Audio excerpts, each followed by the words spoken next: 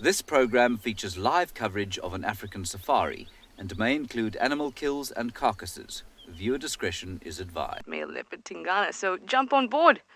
Let's see what he's doing today.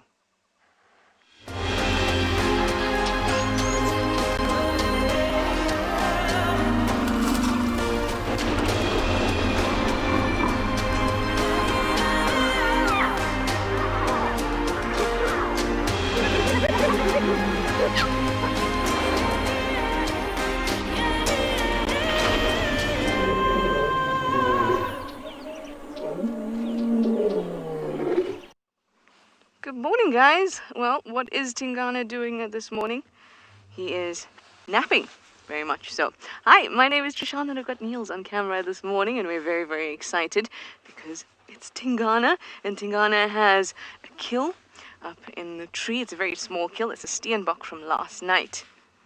And we're right out here on quarantine. How excited are you to see him? Because I certainly am. It was a bit... Oh, impala coming this way. He's so well tucked away at the moment that you wouldn't even be able to see him from the quarantine road if it weren't for the fact that Rex and I saw him last night.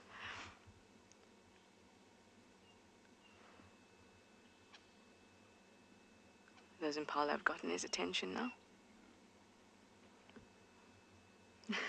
I know, guys, right? I was so excited when I saw him last night. And I was like, yes, you stay right here because everyone would love to see you.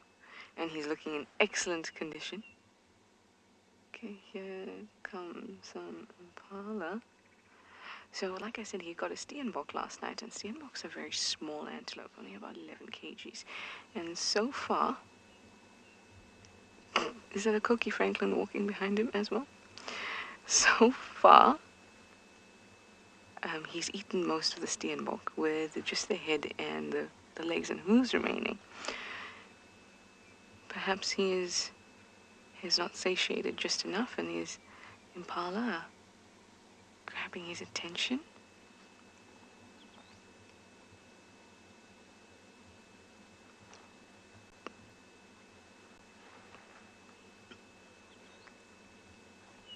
Sammy Jane has a question for you, Tingana. Where have you been, mister? She says, which I assume would be in a strict tone. Well, will you please answer her? I've been walking up Calico shortcut and into Buffelshoek and then back again, because that's where we see your tracks. Amazing. All right, we're off to a fantastic start. Steve is out on Juma too, and he's got a surprise for you. Good morning, everybody, and welcome to Juma Private Game Reserve. Again, my name is Steve, joined by BK. And sorry that we're driving during that, but we've caught up with two little dogs. Jackal, not wild dogs. So they're just running along the road here. We just try and get them for you. Monogamous pairs. If we just go very slowly, we'll be able to see them. There they go. Male and female defend a territory. They'll visit any territorial mark that they have. Both will urinate on it. How wonderful. We found the poo yesterday in the tracks and now we found the animals. I know some of you out there get very excited when we find jackal. And I get quite excited too. They're so much smaller than you think, aren't they? These are the... There we go. I stopped. These are the black-back jackal. Oh, Kalina loves them. Oh, there they go. Just popping along. Running down the road. Kalina loves jackals. Well, I haven't seen a pair of jackals here in ages. Ages. I remember actually getting James in with the drone into a pair of jackals on quarantine, thinking it might have been some cats, and it turned out to be a pair of jackal. And we found their poo yesterday. The poo was full of grass and all sorts of things that didn't seem to be predator-like. But we learn. We learn every day. Obviously, they're very good at digging. They're very fast. There we go. Hello, wonderful. What are you looking for? Some bird's alarm calling. A typical gait of a dog is it's constantly moving. It's on like a little bit of a trot. I'll move up a bit here. So when you see the track, they directly register, which means when their front foot goes, their back foot steps directly there. It's one of the traits behind a jackal track. But if they do go off here, it might be difficult to see. There we go, Beaks, you got them here. That's a good question. I'm actually not sure on the answer to that. Hoss wanted to know the average lifespan in the wild of a pair of jackal. And I really don't know, actually. That's a very good question. I'm going to have a look in my book, in my wonderful book. But I mean, I'd estimate it's probably less than 10 years. But that's me guessing right now. It's generally, the larger the animals, the sort of longer they live. But a good question. I don't know off the top of my head. Have you still got them, Beaks?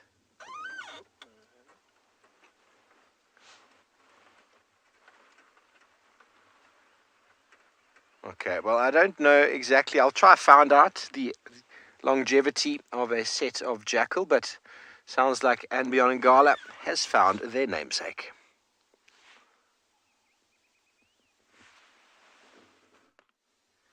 Good morning, everyone.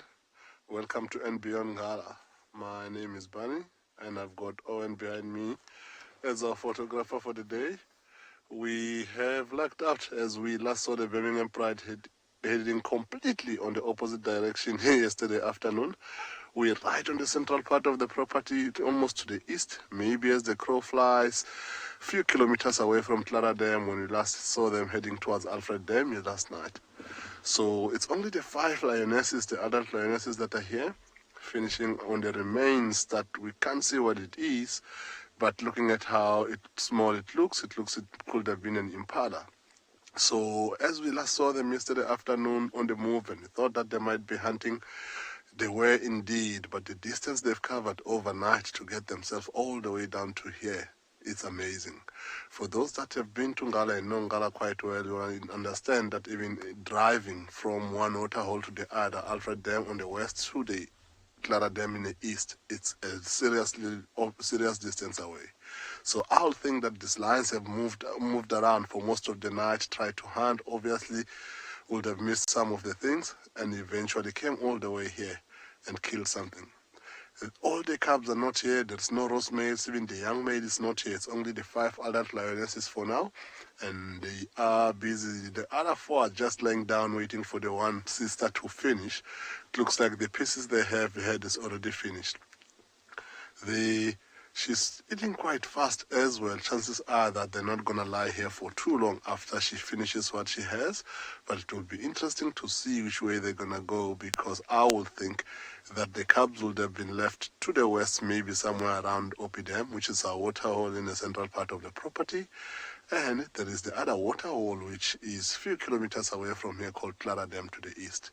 So the thing to find out from them today will be, are they going to go carry on heading east to try and hunt more before they reach the dam, or they're going to go back where we think they came from, which is up onto the western side of the property. You can hear she's feeding, it sounds like on the leg bone there, crunching quite a bit. If you look at that lioness on the background, the one that's feeding is really getting some work done there, crunching those bones. But butterfly, these are really beautiful lions. Look at this lioness here with the red face full of blood. Really, really beautiful eyes, but it looks like something might have caught her attention. How she's constantly looking on this eastern direction. So the cubs, wherever they are, we don't know. They might have joined up with the roast males, they might not. So we're going to sit around here and enjoy this lion finishing the kill and see what she's going to do. And we're going to send you over back to Juma to go see the leopard.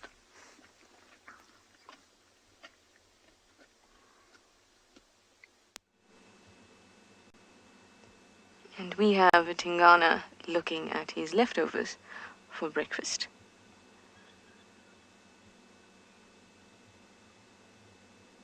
occasionally daydreaming. Every now and then he intently stares at his steenbok. Hello, gorgeous face.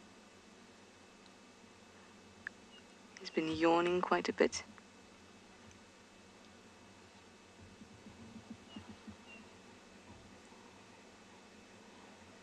Oh, look at that.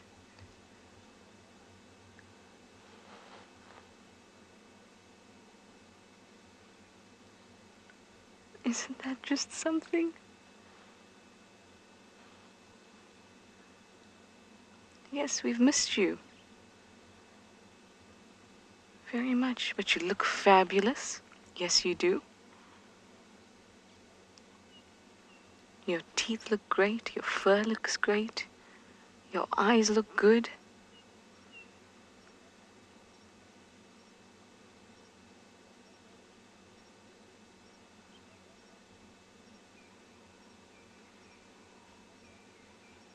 He's moved positions for us, thank goodness, to give us a bit of variety.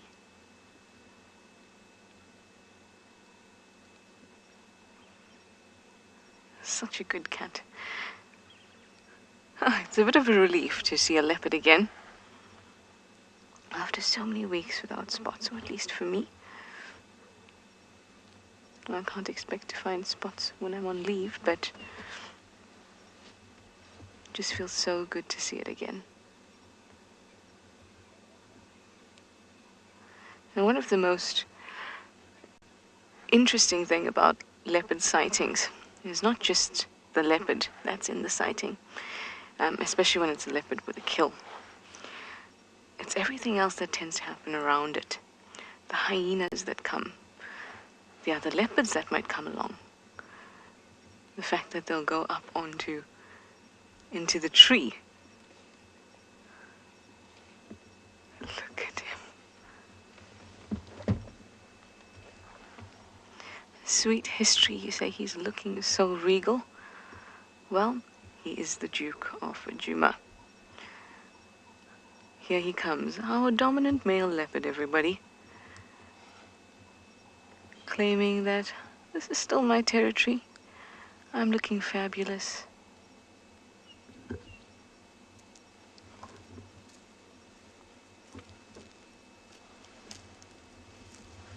He's got a small spot of missing fur on his front right paw, just above it. Apart from that, he looks great. Let's see what the mount looks like. Some salivation.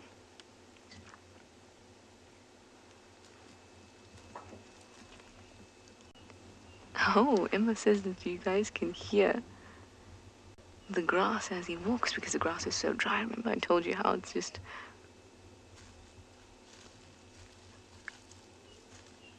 Oh, stunning. The bush is singing at the moment like bells and whistles with the dryness.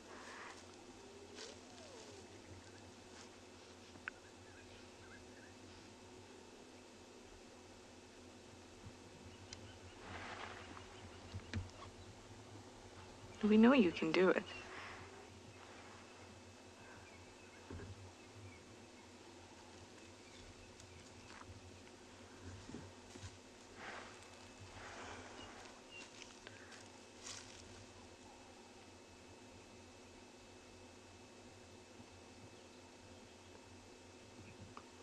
Oh, there's quite a perplexed look.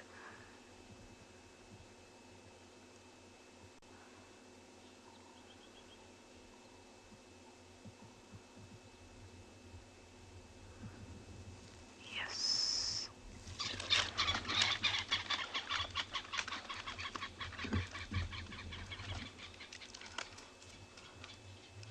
Well, it wasn't the easiest climb, and he is definitely more qualified to determine whether he can do it or not, and he needed to assess the tree very well before he took that leap.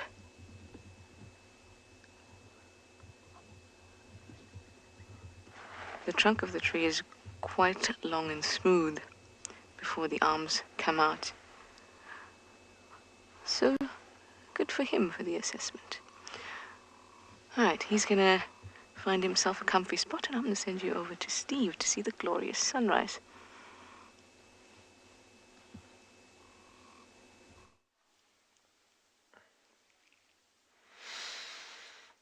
Thanks, Trish. Well, a pair of jackals gave us the slip, and we've decided to stop and just have a little quiet moment here and enjoy the sunrise. And I can't help but think about all the people in the Western Cape who are experiencing extremely cold weather at the moment. Any of you who happen to be up early this morning watching the show, I hope you are well covered in blankets and have a nice coffee, hot coffee at hand. And I'm going to allow you all just to enjoy a moment of silence.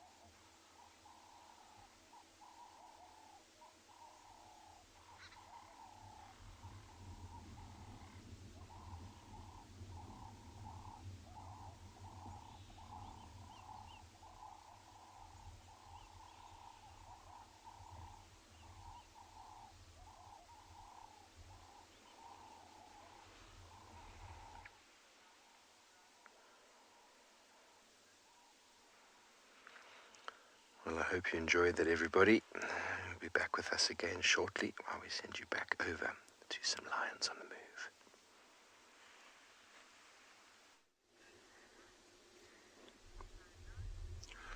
So majority of this pride have got up and they started moving, and we didn't see properly earlier, but the one that's left here is one of the sub-adult cubs. It's not an adult that's finishing whatever has been left behind by that old lioness. And 4 of these lionesses have got up and they headed directly north from where she is, and we're thinking that they might be either carrying on hunting or heading towards where the pride has been left behind. So what we're gonna do, because this is a cub, we'll get up here and run, and the bushes looks quite thick, so we're gonna start and move and try and follow them. She's not gonna stick around here for so long. There is also a hyena coming and she's feeling left out. So we are gonna try and keep up. A hyena is possibly gonna come here and finish on the bones that are left behind. But I think let's try and keep up with lions and see where they go. So this is a little bit of a thick bush here, so we're gonna just we're gonna lose those. We're gonna try to maneuver quickly. The hyena is coming to investigate here, but I don't think it's gonna get much. We heard most of the bones were getting crunched, and those lions are moving quite fast. So we're gonna see. It's gonna take him time to get to where this carcass was, although he knows exactly where it was. But these lions, he's got a scent of lions. He won't trust the system to 100% believe that these lions are gone. He will take his time and just to make sure that it's safe for him before he rushes in there. So let's see if we find these beasts again. While we try and maneuver around here, there is a lot of holes on the ground. Like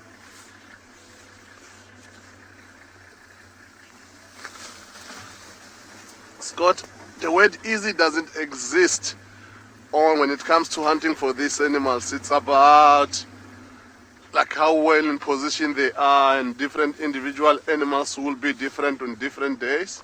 So some days impalas, because there's plentiful of those that they can catch, but I wouldn't say easy. So this thing has moved quite fast. I don't see where they've gone.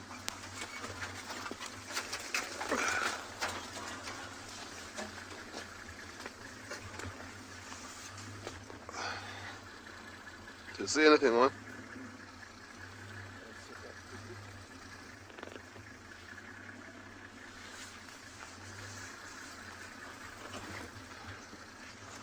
Now angry those boys are gonna be with me.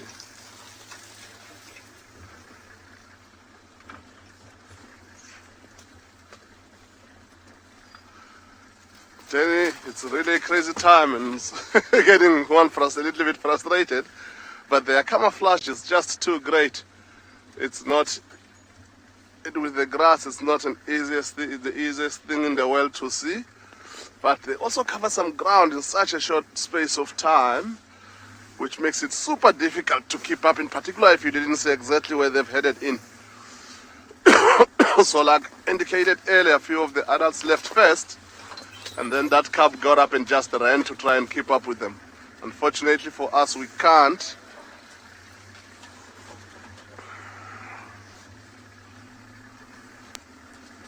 So we'll send you over to Tingana to go have a look at the leopard while we try to see if we can find these lions again.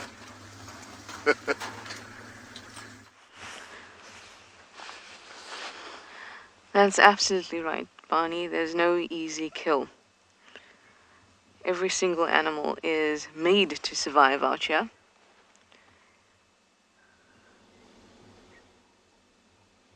Just like a Tingana after the Steenbok, and just like the Steenbok, who is small and nimble, but sometimes it gets taken. Now this is one of the Steenboks that we see often in quarantine. I kind of appreciate how we have that circle of life here as we watch Wild Earth. We meet characters, we lose characters, not just characters, but things that we see often, like these Steenbok that I know that I see all the time in quarantine, and now one of them is Tingana's meal. Just kind of reminds you about the beauty and the brutality of existence. I say my wisdom as he very funnily plucks the fur from what's left of his Steenbok. So as you have probably guessed, he has taken the Steenbok from the tree, the marula that it was in, and now he has dragged it to the base of this apple leaf,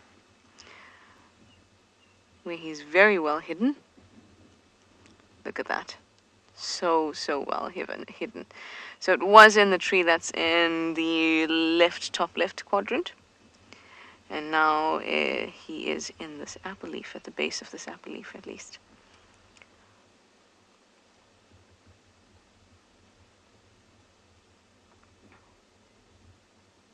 Yes, we still see you. There's not much left of that Steenbok at all.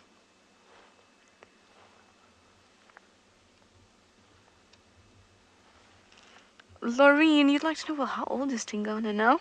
Tingana was born around 2006, or in 2006, so he would be 14 this year, which is excellent for a leopard. He's in great condition. He hasn't lost muscle mass. His fur looks good. He's still making kills. He is excellent for a 14-year-old leopard. Out here in the bush, between 12 and 17, average mostly 15, is the age or survival of a leopard.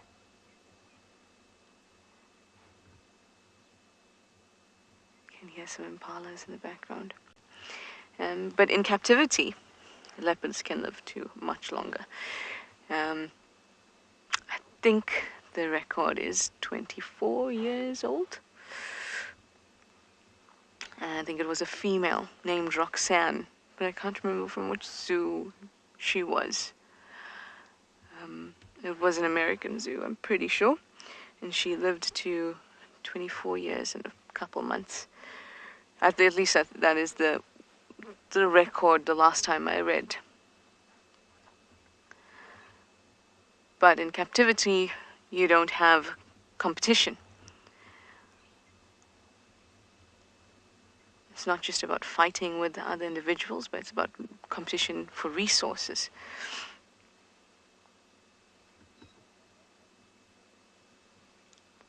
And in a zoo, it's basically all sorted for you.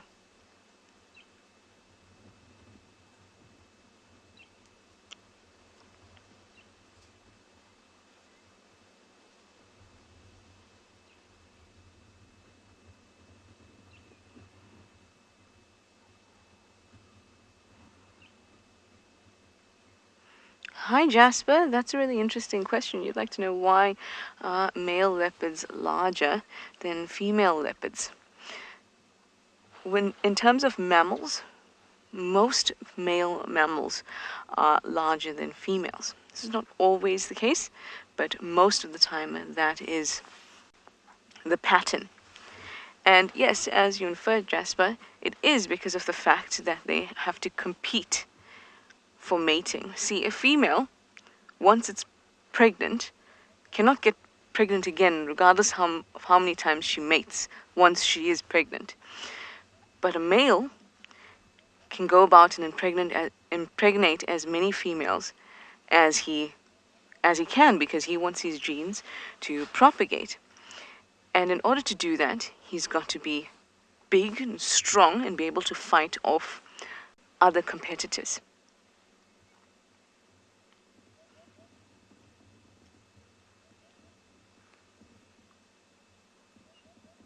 It's a very, very interesting. It's never a solid answer. They're bigger because of this. It's a combination of those things, and the mere fact that they are males and they have male hormones and more elevated levels of those hormones, means that their body can become bigger than a female's.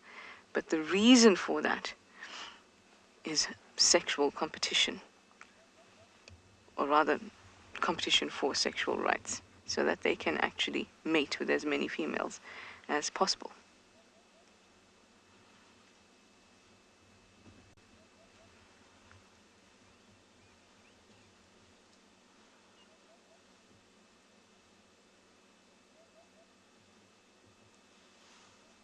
And he is a large leopard.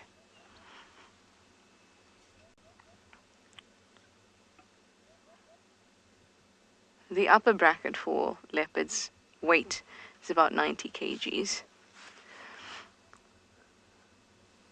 And I think he's definitely in that upper bracket.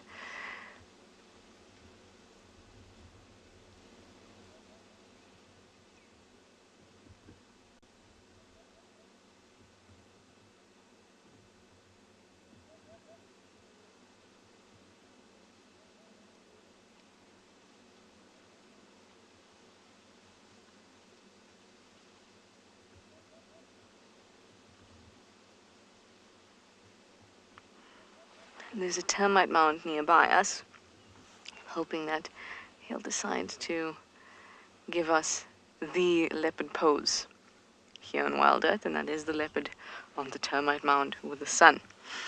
The sun is beautiful at the moment, and I think that he would just look amazing on that termite mound. Look at that. Wouldn't it be amazing? I think so. Well, we're going to hang tight and see if he gives us that pleasure.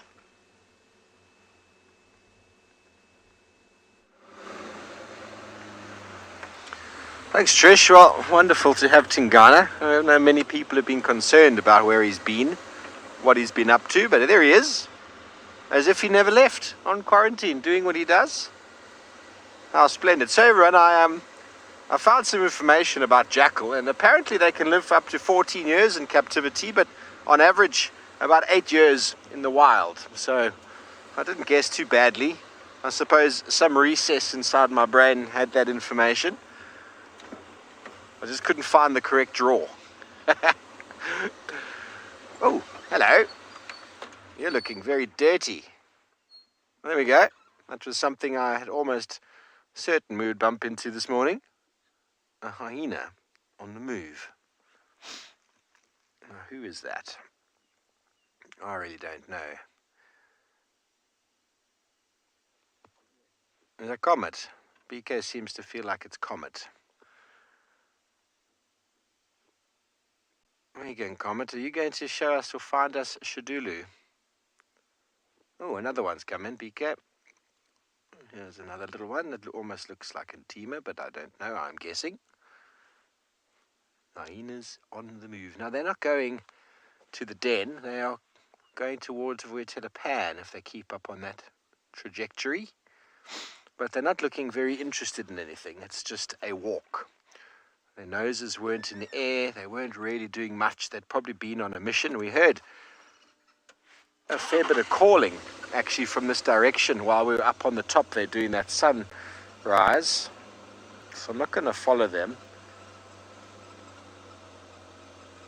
And let them do their thing. We're going into a little bit of a horrible block there, so let's keep going.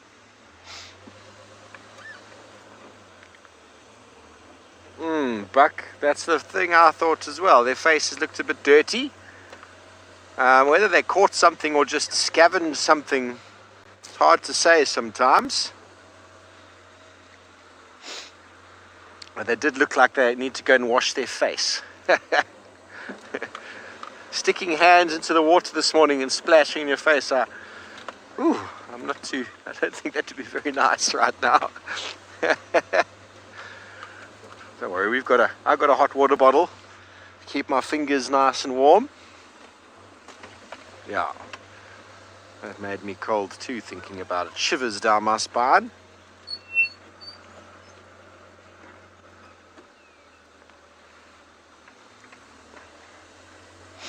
So I'm slowly making my way south and towards the east to see if we can find any tracks of Thandi.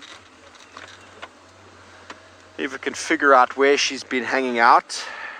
I haven't found any fresh female leopard tracks in that area yet, but I haven't been putting too much effort into it. We found lions the day before and then had lion tracks yesterday that consumed a fair amount of the drive. So I'm going to go check the the eastern boundary and the southern boundary and see what's going on. As I said yesterday afternoon, I had some tracks of a female from a few days before in an area that she's quite familiar with spending time in. So I'm going to keep looking in those areas, looking for some freshness. It always takes a few days to get on top of where the tracks are and where you've been. I can't always tell where someone else has been driving, but I know where I've been driving.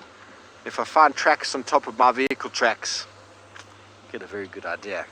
Okay, well, we're going to keep driving into the sunrise, and I'm going to send you over somewhere. I'm not sure where, but I'm sure it's going to be wonderful.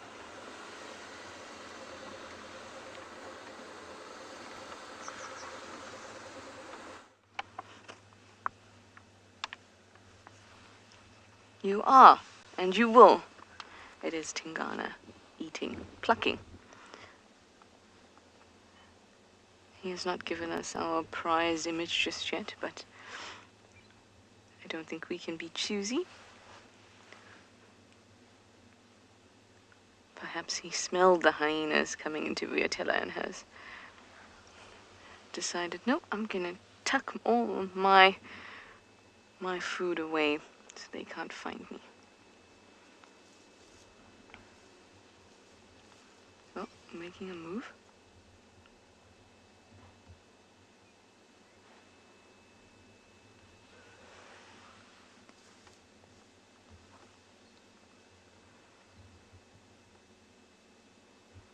I'm not sure what it is that he's eating exactly, because there's so little left. It looks like the neck. Perhaps there's a bit of meat left on the neck.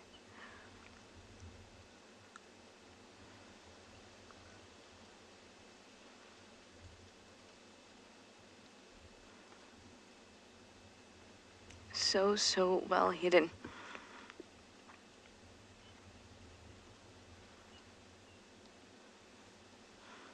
Did I get that right? Leopard's eye sockets or eyesight is amazing. Snazzy. Oh, bless you, Tingana.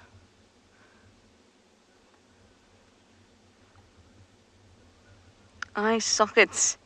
Well, Snazzy, you are after my heart, aren't you? Appreciating that kind of thing.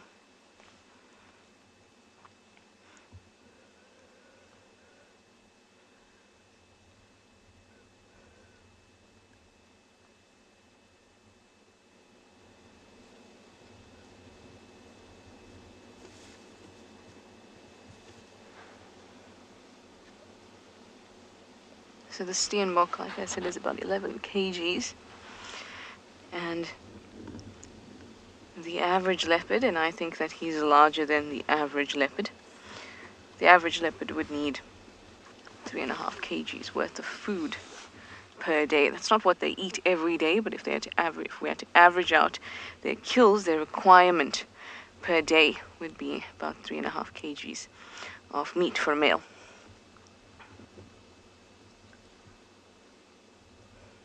So he could go 3 days without eating much else. Well, actually, let's call it 2 days, because he's not eating the bones and he's not eating the head and the hooves, and that also takes up weight.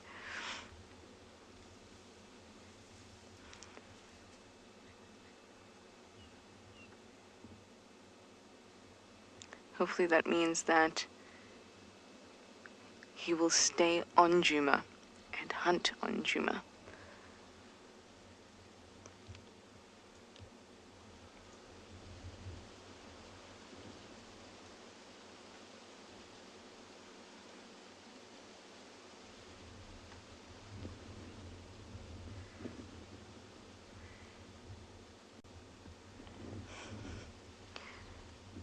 Can you see that awkward smile that he's giving us every now and then?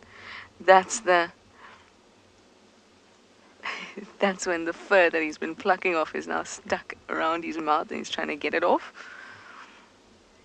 It's quite a funny look.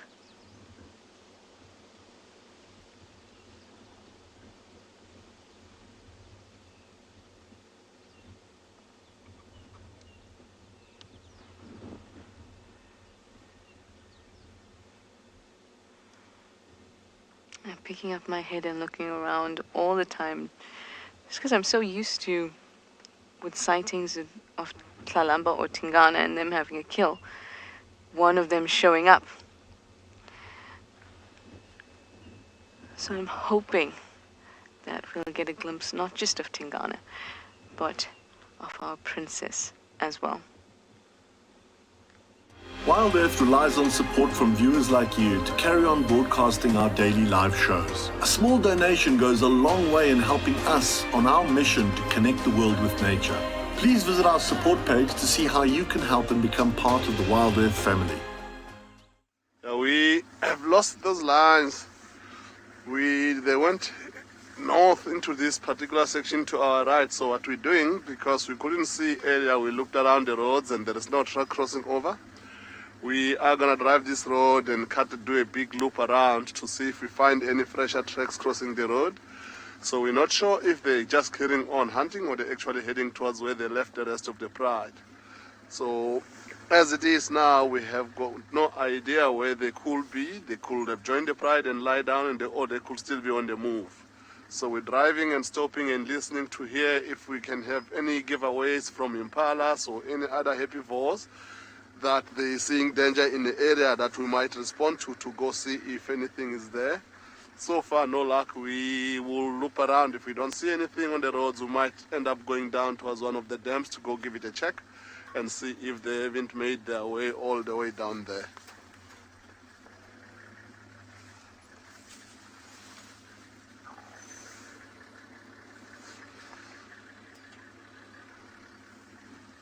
So normally lions, when they move quite in a slow pace, which makes it sometimes easier to keep up because they not often run.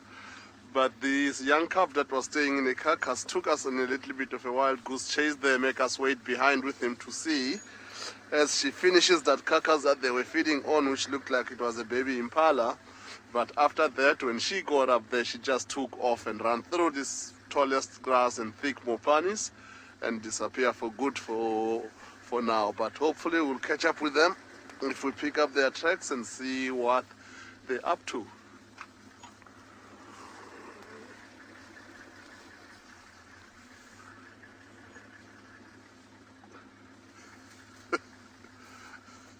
Tammy, I don't know if I'll call it that. They've got places to go and things to find. The baby impala was such a small thing that they don't have full bellies. They still need to get a little bit more food.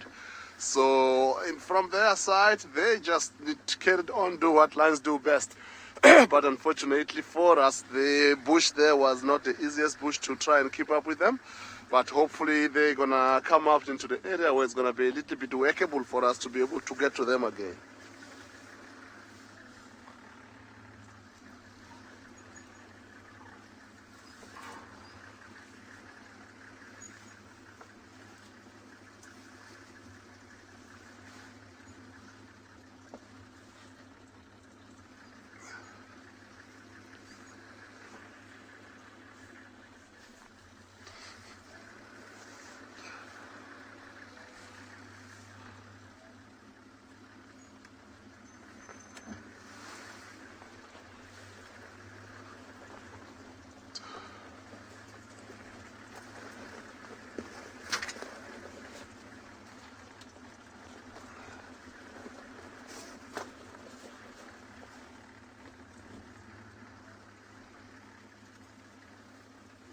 Why are you alone, Impala?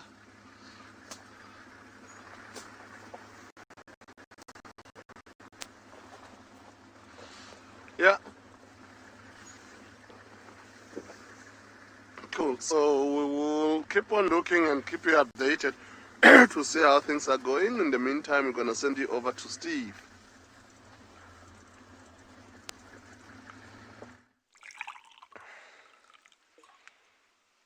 Thanks, Barney. Good luck finding your lions. We are out on the southern side of Jumana, and we just heard lots of lion calling, roaring in fact, but it's coming from inside Little Gowrie. Not too far away, but it's not within our boundary. So here you can see the wonderful shadows or reflections of what was the Weaver colony. This puddle of water that we have below Twin Dams itself has really managed to maintain, although it looks quite messy in there now, it's managed to maintain an enormous amount of moisture. I've never seen it this wet this late in the year, so it really is quite special to see. We've had lots of rain this year, some late rain as well. The grass is looking good. There's still trees loaded with leaves. There's a time of plenty for the animals in the wet season, or should I say in a time of plenty for animals without drought. So we're going to see our buffalo numbers swell. And animals such as the wildebeest and zebra are going to take a bit of a knock. It's a natural sort of progression. Morning, are there any update? Sorry about the radio. Natural progression, and times of abundant food, the vegetation is thicker and the buffalo herds get stronger and fitter. And the dense vegetation actually eliminates the visibility for wildebeest and zebra, and there seems to be a switch in the diet from lion, that is, although we still will find our lions hunting a lot of buffalo. They are in good condition. Water, everybody, the currency of life. Wonderful little lily pond.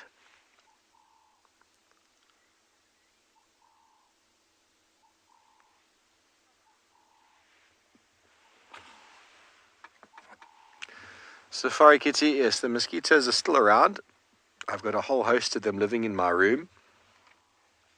They're not fun.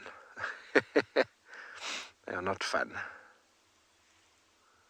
So one of my favorite things to do at this time of morning, in the morning light, morning sunshine, is to sit at a watering hole and listen, wait for some birds and some animals perhaps, and pour a little cup of coffee. Cheers to all of you out there that have the same idea.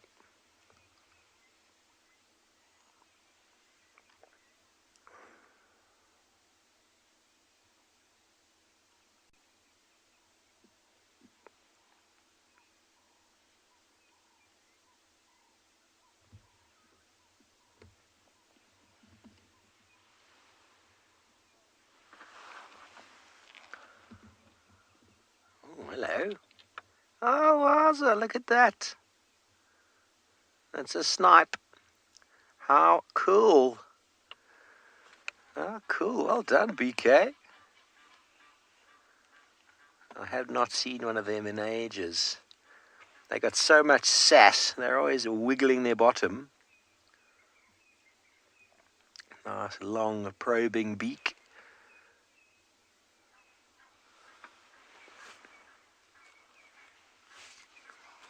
They always look in these thick sort of moist vegetated areas close to water for birds just like this. They don't often come out in the open for you.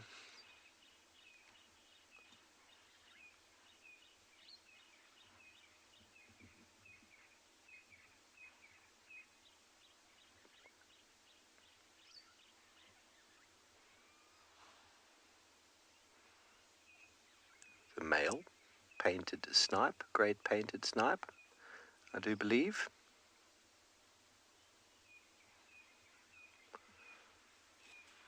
The golden. Very good. Okay. Well, everybody, we're going to enjoy our snipe for a moment longer and enjoy our coffee while we send you back over to the Duke.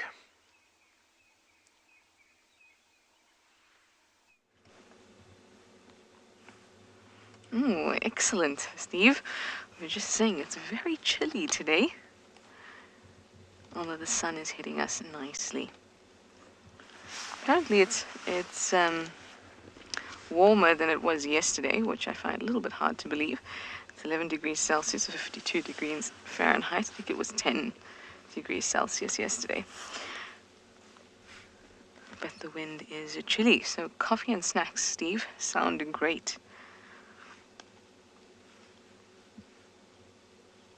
Tingana is joining him with the snack bit of it, at least. No coffee for this cat.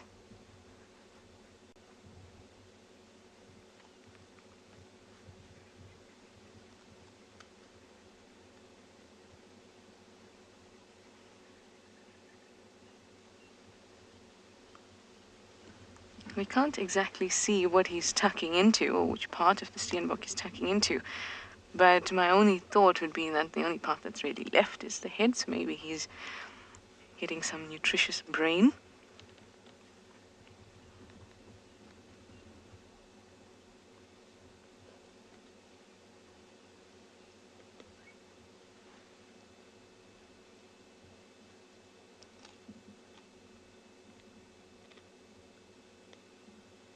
You'll be able to hear him crunch as he goes about.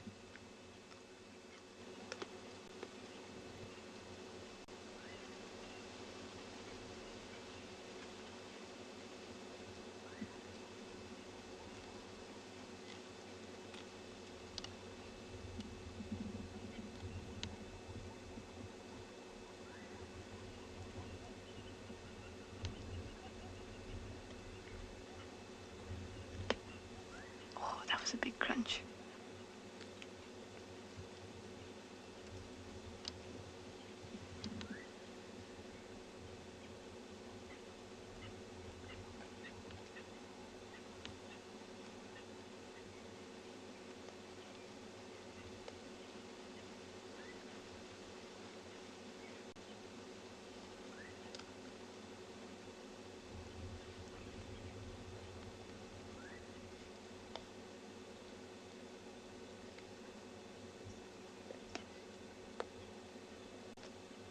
Now cats have 30 teeth, and they have these carnassials, which are modified molars, premolars, that act like shears.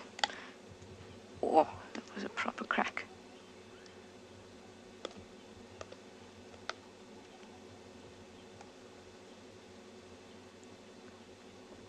Very, very strong teeth.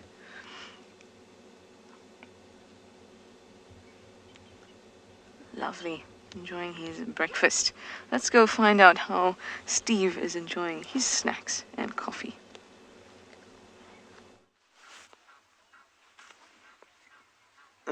Coffee went down so well. We found another bird I haven't seen in ages. You see the one with the orange legs?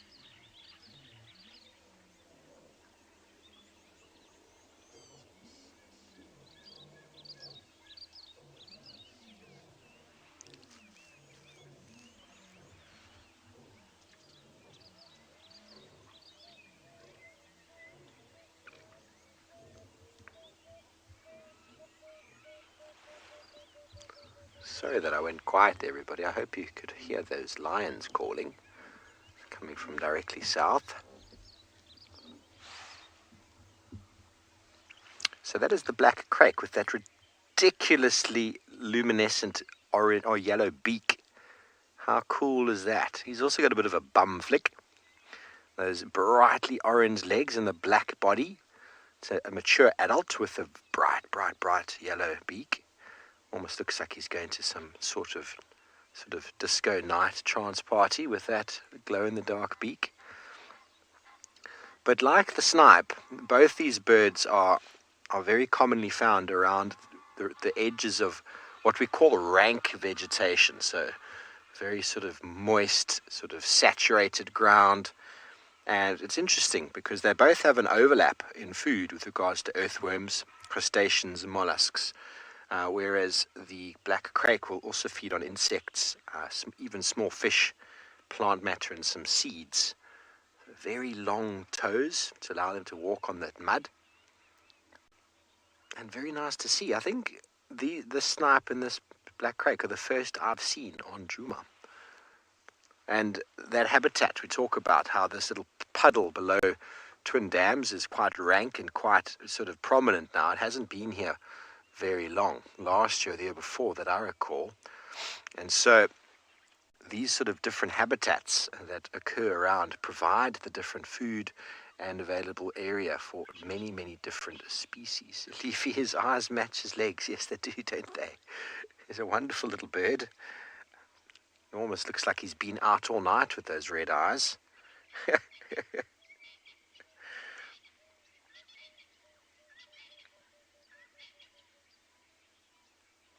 So cool to see. So I wonder if this is a new bird and if the painted snipe is a new bird for any of you out there. The painted snipe, interestingly enough, it's the one bird that the male is not prettier than the female. The female is a bit polygynous. It means she mates with more than one male. There's not many birds in the bird kingdom that we know of whereby the female is sort of not the carer of the babies. That's why she looks prettier than him. We always talk about how majority of the time the male birds look prettier than the females. Very good. I'm very excited that quite a few of you have said these are new birds for you.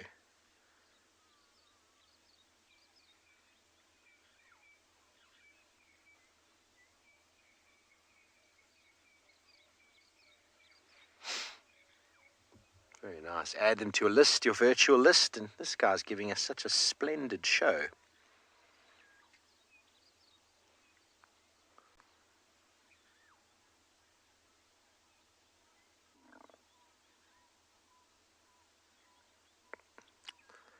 always makes you wonder, like, why such a yellow beak? It is quite an interesting design, isn't it?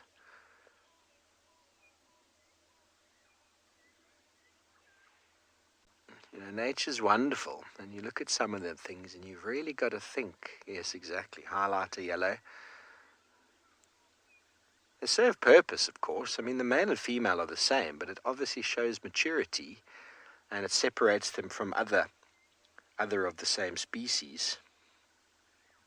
A few crakes that we find around. This is more of the common that we do find.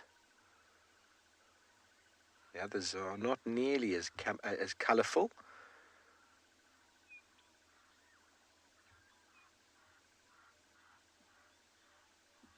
But all very large feet, all similar sort of behaviours of moving through sort of short rank grassland.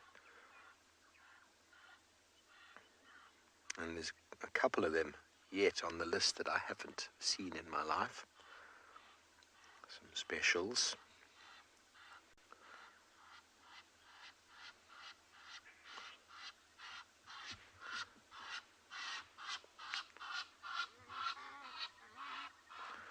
Okay, well, I mentioned earlier that it is relatively cold in the west. We're going to send you over to Dylan this morning to see how cold it is exactly.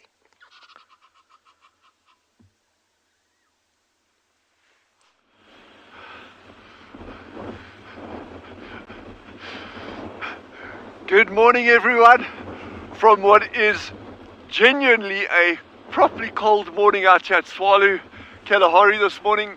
We officially hit -6 according to our weather data this morning, and that's the real field temperature. The actual air temperature is about -3, so it is pretty nippy.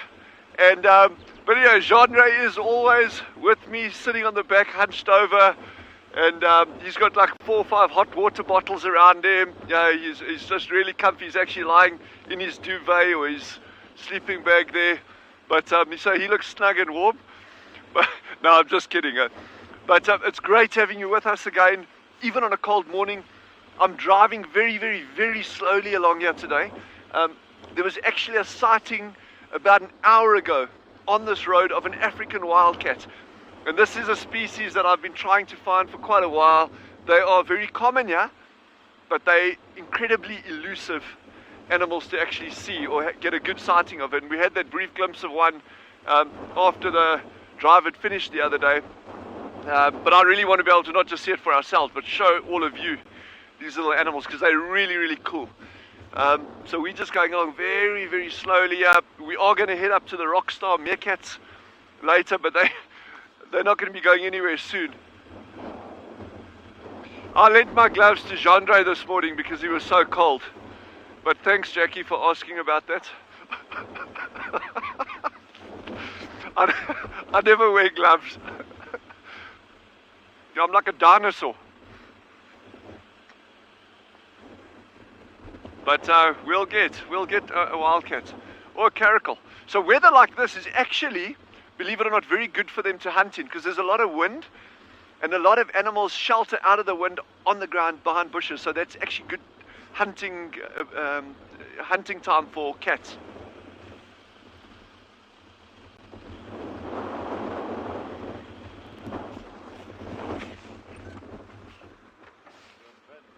Yeah, I do. Well, good morning, everyone. We are also experiencing quite cold weather, not quite as cold as Tswalu. However, it's about 10 degrees right now, so it's chilly. And these impalas are all also enjoying the nice warm sunshine on this chilly morning, grooming themselves, just generally not moving about too much, trying to conserve their energy.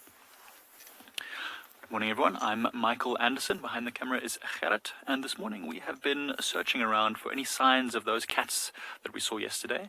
The lions we didn't find any tracks and signs of, so we're going to go and head over to that area where the leopard was with the youngsters and see if we maybe can get any of that stuff out to you. We'll see what we can do. But we've been driving around and just enjoying the beautiful golden sunrise and the nice early morning light, stopping frequently to just listen to any sounds here at Pridelands Conservancy, especially near our eco-training camp. There's a nice dam there which often provides us with lots of interesting sightings. But these impalas are beautiful this morning. It's a nice big herd. There's a male standing at the back proudly protecting his herd, his harem. And there's all the females and youngsters that are under his watchful gaze. It's interesting that the herds haven't become mixed. They're kind of staying quite separated still, males still fiercely guarding their little harems. Look how dark the fur is this morning. Sometimes we saw those male impalas the other day fighting, and their fur was light and shiny and sleek. And these impalas don't look very shiny. Now, it's not that their coats are in any worse condition. It's that it's that they've fluffed themselves up in order to keep themselves as warm as possible. You know, when you've got your big parka jacket on, it's got the fluffy hood. That keeps them nice and warm. So that's what they're doing. They've raised their fur up in order to be as warm as possible. Emma says they're very fashionable because of their fluffy coats. Emma's in the FC. Yes, Emma, they are very fashionable. They are, honestly, for me, the most perfect antelope. Just look at how their body is shaped. Sleek and strong, a nice curved neck, and the males have just gorgeous horns as well, perfectly sized for their bodies. Oh, that looks so comfortable. Look at that one scratching behind the ear of the other. Man, if I was an impala, this is what I'd be doing right now as well. Look at, they're all scratching each other. This is called allo grooming. It's just a fancy term for grooming each other. And it's quite interesting. Usually, what you'll find is when one grooms, they'll get an equal amount of grooming back in order to, strengthen their social bonds and also keep themselves as clean and healthy as possible. But they can't scratch their own necks, so it's much easier to scratch each other's. You scratch my back, I'll scratch yours. So we're gonna just keep moving towards the area with that with those leopard youngsters, and in the meantime we're going to send you over to another leopard at Djuma. Yes, our leopard is still very busy. I'm just going to help somebody come in to the sighting.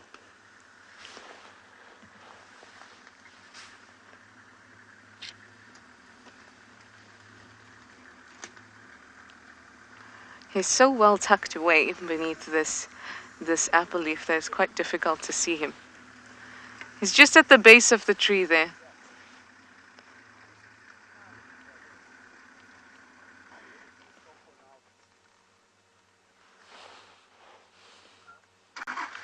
He's so difficult to see. But that carcass will be done very, very quickly, so I'm sure that he'll be up and about and find a nice spot in the sun. Well, I shouldn't be complaining if Tswalu is -6.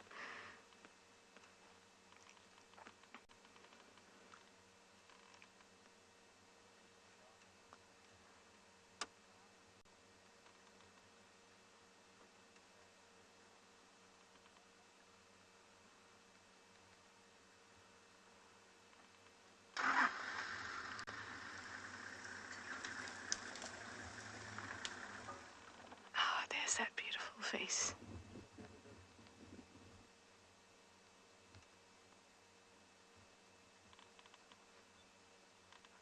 Eyeing out the other vehicle.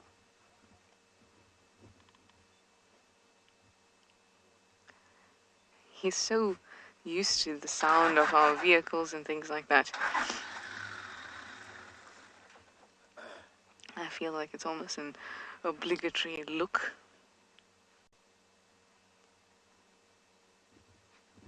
As opposed to it actually disturbing him.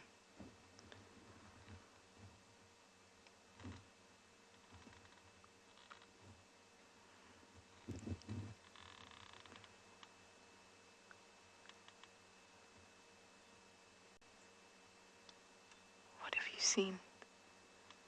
Ah, he's looking in the opposite direction. Ah. Can you hear there's alarm calls just off to the south there? I wonder if they can smell him, because they definitely can't see him.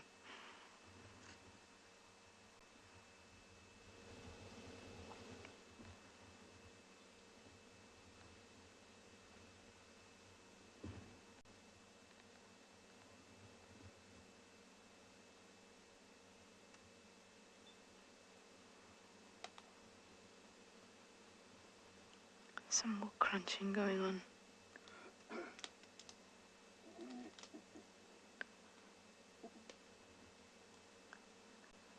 Gorgeous. From one feasting creature, let me send you over to some others.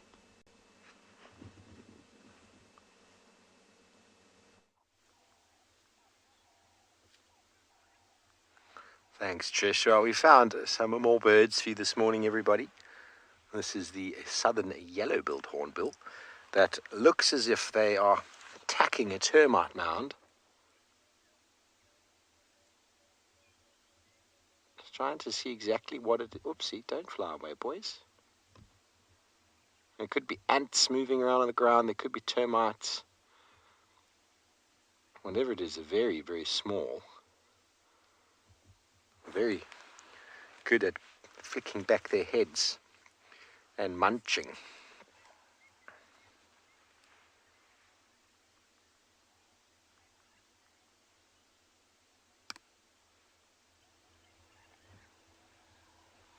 On cold mornings, it's actually a very common sight to see hornbills standing on the top of termite mounds where those vents sort of expose and the air comes out. There's warm air currents coming out of termite mounds in the morning, and probably in the Kalahari you'll be able to see the steam flowing out there when it's -6. As soon as we linked over to Dylan over there and Emma told us it was -6, both Beaker and I felt a lot better with life. I don't think I've ever had anything below -2 without being on the slopes in the snowboard gear. I don't know why I would. It's so cold. It's so cold. Anyway, these guys aren't that cold anymore. The sun has surely arrived and it is warming everything up. But they are very, very busy foraging.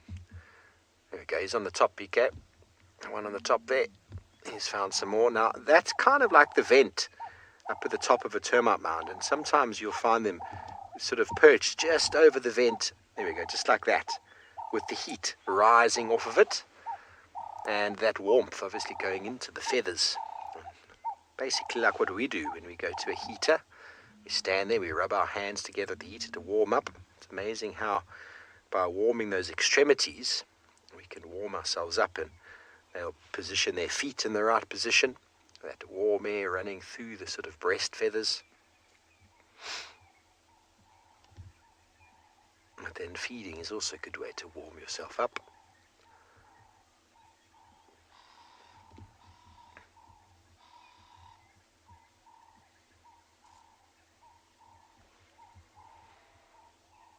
At least they do, don't they? Little gangsters running around. I love when you see these hornbills walking, one leg. Not when they hop, it's nice to see, but when they walk, they really do swagger. I'm a big fan. They're very pretty birds, although they're so common. They're a very common bird. You see them every day. If you miss it, you don't see a hornbill, or you go on a birding expedition in the savannah and you don't see yellow and red-billed hornbill, you definitely weren't looking, because they are some of the most common birds around. Obviously doves and hornbills, very, very common. Okay, very good. Well, we're going to send you from one bird over to other birds who are probably a little bit colder than these ones.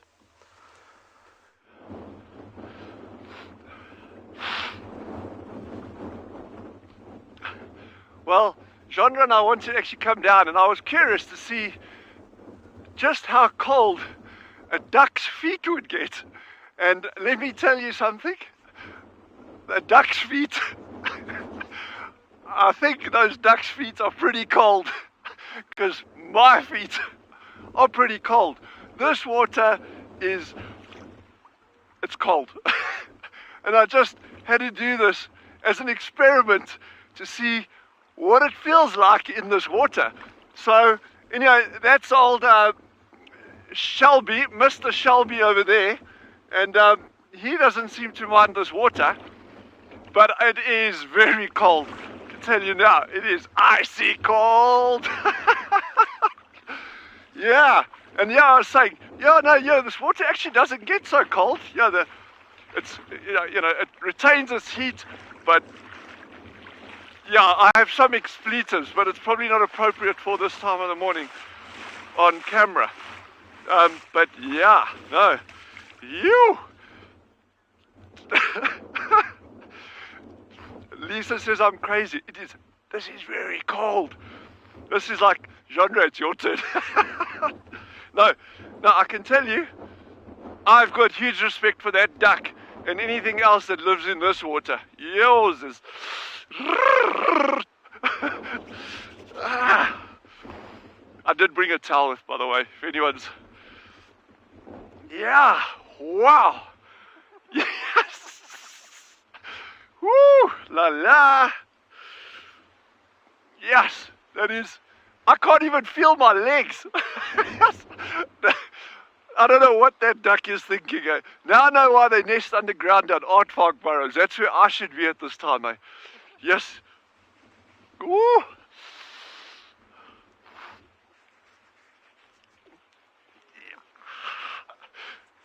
Jesus Christ.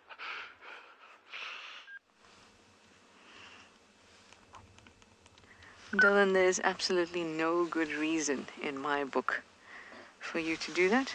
Not a single. And for all the strange things that Dylan does, I find very good reason for it. I love his curiosity. But that, Dylan, I draw the line.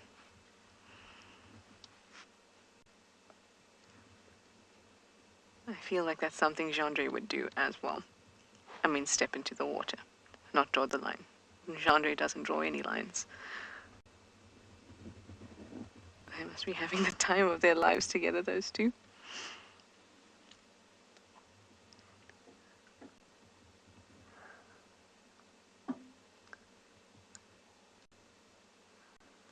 Well, not much has changed on this end. Tingana is still trying to get as much as he can out of this carcass.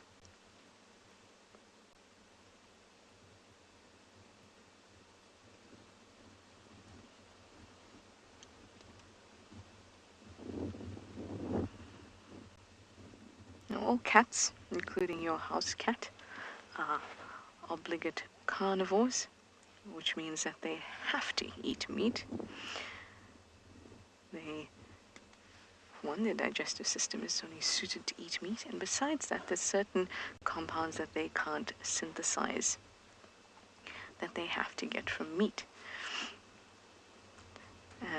Some of those include retinol, arginine, some others I'm forgetting, and taurine. One of the things that will start to happen when they don't get this nutrition is problems with their eyes, usually the first sign. So retinol is very important in kind of the synthesizing of tears, and without it, or with a retinol deficiency, their eyes will get quite dry. And you know the rods and cones that we've spoken about? Rods perceive the light, cones the color inside of your eye. Those rods, or the rhodopsin in it doesn't get synthesized properly, so they can get night blindness.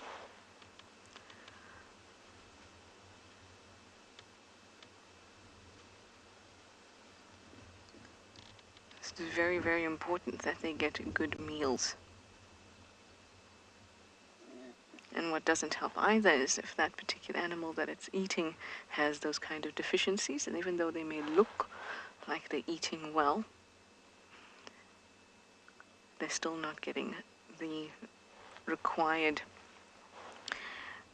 kind of vitamins or nutrients that they can't synthesize on their own. George, you'd like to know if leopards hunt wild dogs and hyenas.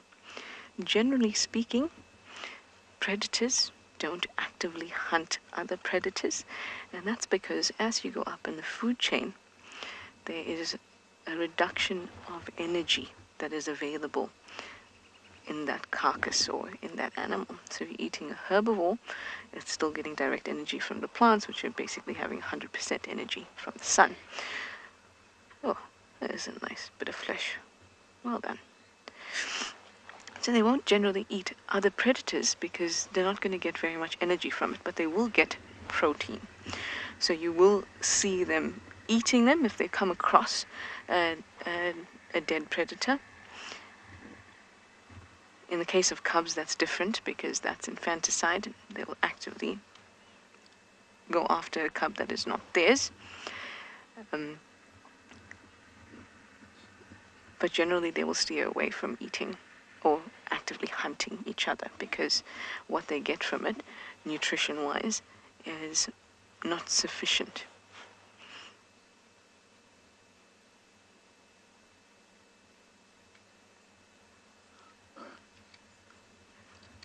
Leopards usually go after medium-sized prey.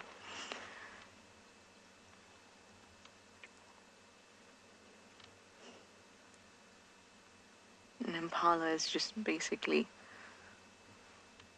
the perfect meal. You can eat it for a few days. But leopards have been recorded to go after animals that are much larger.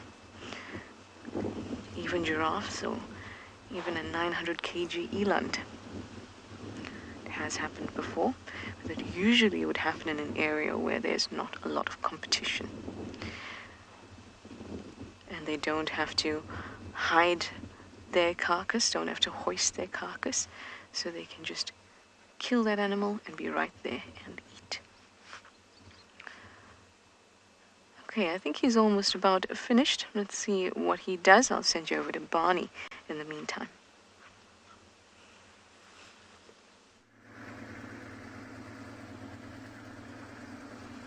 So we've done a complete full circle now. These lines have not crossed any of the roads. We've gone as far down as the waterhole to check if they were heading there with no luck. So we are now heading sort of back towards the last area where we had them.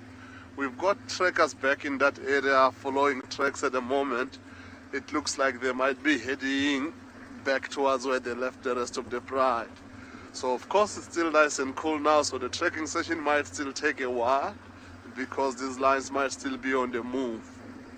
Earlier on, while we were sitting with those that were feeding, we did hear some that sounded like a male line calling right in the central part of the property. So to give the tracker some time to do what they do best, we are gonna maybe take a drive, a slow drive, check a few other areas while they walk on those tracks and see if they come up with anything. We don't know what's gonna happen. We might even be lucky to come across the other line that was calling earlier on. So as it is now, the lions have outsmarted us for the time being, but hopefully we're gonna catch up with them at some stage. And hopefully by the time we catch up with them, the rest of the pride will be there. And it would be nice to actually see the rest of the pride if they actually managed to eat anything overnight, or was only the 5 that we saw that managed to get that baby impala. Is she looking for me?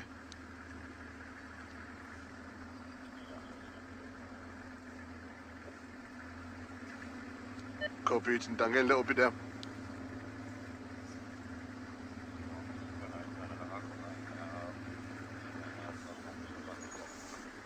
And Tsunzo. Copy it. So we just got some excellent news from the trackers. Excuse me for talking on the radio while I'm talking to you, but I thought that was important. So the trackers have just contacted me. They've just found these lines. I got too excited. I didn't even ask if they've got the rest of the pride together down there. So we are gonna make our way back. We're not too far from that area yet, so we are gonna make our way straight back and see what unfolds. So while we drive on this direction, doing a bit of what we call a Ferrari safari, 30 km per hour, we're gonna send you over to Steve. Thanks, Barney. Well, we've moved on from our hornbills, and I'm free deep inside of myself with the thought of of Dylan climbing into water at -6. I don't know what to do with myself. I actually lost words, Dylan. I think Dylan's a little bit mad, everybody. And I say that with the kindest heart. I say that with the kindest heart. Better him than me, I tell you. I'm at the thought of it. I can't imagine. We were cold at just the thought of -6, and he decided. I don't really know what to say. So anyway, we're coming down to some. I think earlier I said how off-putting just thinking about splashing water on our faces. Do you remember that, Beeks? Woo! So anyway, we've decided to come to some water of our own. We're coming down to Tswalu. The lions called another time while we were there, but it sounded like they were slowly moving. We're not going to stick around there any longer, but at the time, as we're coming in this direction, looking for any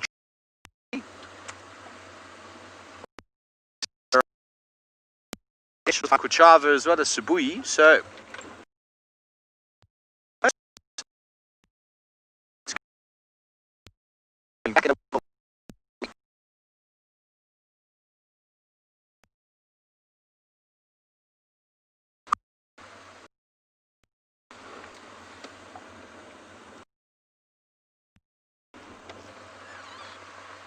okay, it seems like we're losing a little bit of signal, so let's send you back over to the madman Dylan himself and see if he's managed to freeze himself to death.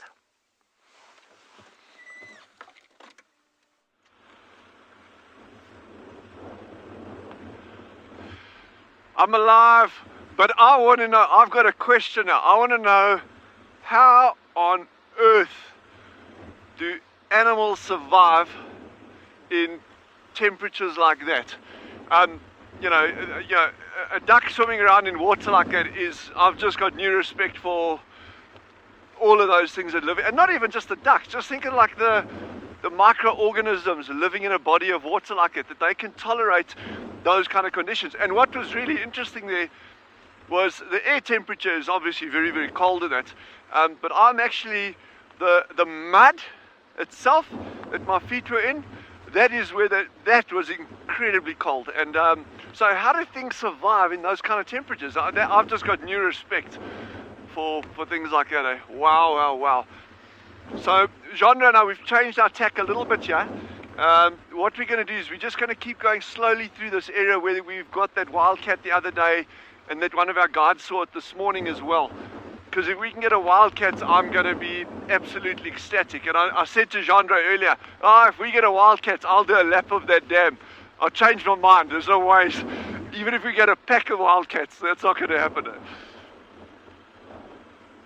But yeah, so I'm really holding thumbs. And what we found yesterday, that wildcat had obviously come out just after the sun was up.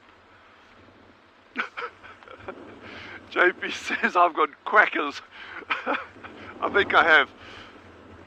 But yeah, it's always just fun to try these different things, to actually experience or try in some vague way how animals are experiencing the environment. And it also just gives you a new appreciation for just how tough these things are out here. You know, they don't have nice warm jackets. Yeah, okay, you can argue that the duck has got all his down on and that kind of stuff. Yeah, sure. But still, I mean, you just think what these animals go through when these temperatures hit where they are now, -4, -5, -6. You got to be tough as nails to survive in these kind of environments. And yeah, so I hope most of you are snuggled up somewhere warm with a hot cup of coffee, or yeah, hell's bells, that was cold, I must say. That even took me by surprise. I was like, no man, it'll be fine, it's not going to be so bad. No, it was bad. Yes.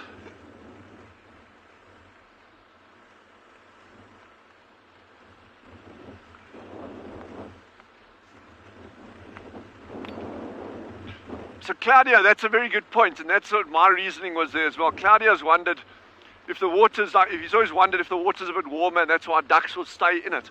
The water is actually, the thing there was not, the water itself was cold, but it was the mud at the bottom. That was what really, really nailed me there. I was very surprised by that. That was, geez, I guess I shouldn't be surprised with the ambient temperature being the way it was. I don't know what was surprising about it at all. So we're just going now that the sun's out. Those cats could start hunting at the burrows now, waiting for the meerkats to come out. So let's just stick with us a bit, and we'll try and get this cat for you.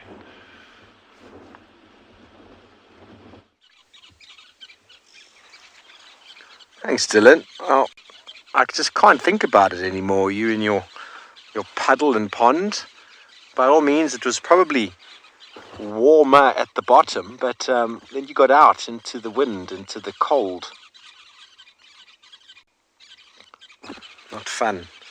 Well, anyway, we've got a couple of birds over here, 2 swallows. It looks like the great striped swallow. And they've just got little flecks of white, or little flecks of rufous on the chest, and the longish sort of tail streamers. And the more common that we find around this watering hole is the mosque swallow. But the mosque swallow has got a white throat and a rufous chest, and these guys definitely seem to me like they've got little flecks on the chest, don't they? If they would turn around, we'd be able to see them.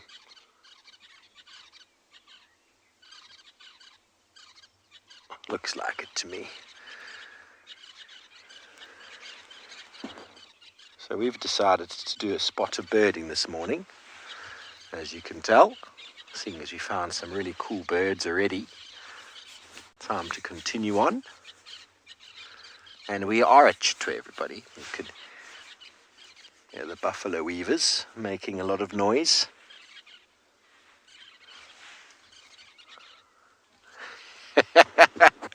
Jackie, birds' ears are on their head, but they don't add any streamlined ability. They don't have the need to pick up the sound like we do. Birds are able to call, and the calls that they make are at different frequencies, and so their ears are well attuned to that. But if they had ears sticking out the side of their head, that would lead to a bit of drag, and birds are all about being streamlined.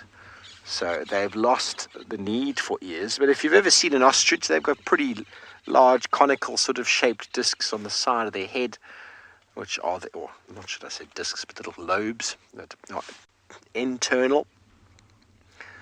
And it's all about streamlined ability. Just like reptiles don't have ears that protrude, more like just a little hole in the head that allows the sound to go in. And birds probably are the same, just we can't see them with all the feathers. Blacksmith lapwing, look at his wonderful reflection. He's looking at himself going, yes, let me straighten myself up here. Straighten myself up there. Yep, just a little bit more. Beautiful.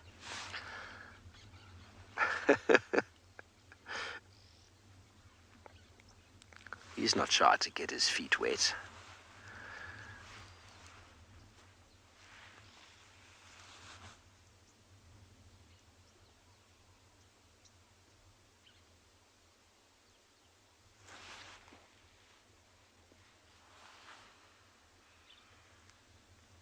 Beautiful reflection. Megan, wonderful markings, aren't they? And I like it when they turn around, because if you look at the back of a blacksmith lapwing, they've actually got a sort of a portrait of themselves on their back, which is quite an interesting sort of shape and design. Hopefully he'll turn around for us and we can see it. That's what I see anyway. I might be completely bonkers. Whenever sitting in a watering hole like this, though, it's important just to pay attention. I've been here a few times when wild dogs have just materialized. Leopards materialize, animals just come out of nowhere. I remember 2 years ago, spending 3 nights at a watering hole in the Timavati with 2 friends of mine. We stayed in a little upstairs sort of rondavel little house, very basic. And we were on the edge of this large water hole. And the amount of animals we saw was just next level. We saw 7 different rhino sightings, 3 different lion sightings, 2 wild dog sightings, wild dog chasing an impala in the water, hyena, jackal. We didn't see a leopard, but that doesn't mean one didn't materialize. We weren't obviously keeping vigil the entire time, but what we saw was unbelievable. So staking out watering holes is quite a common practice for people on safari. If you do find yourself going to the Kruger National Park as a self-drive tourist, you'll probably find some wonderful water holes, and you'll park up there, and binoculars are essential. And you'll just park up there with your coffee and snacks and just wait. Anything could happen at any time.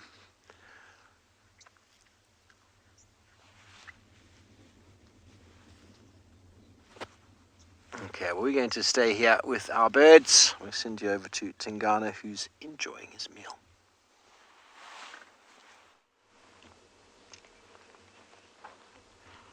Steak. I was about to say steak is Steve. Steve is one of the best staker outers of water holes, but he is not a piece of steak, no. Well, we've got a bit of a different angle of Tingana. As you can see, he's really, really well hidden by the sickle bush and the grass. We're trying to get his face, basically, but we are struggling. He will move soon, though. He's kind of got himself a bit of a sickle bush tent.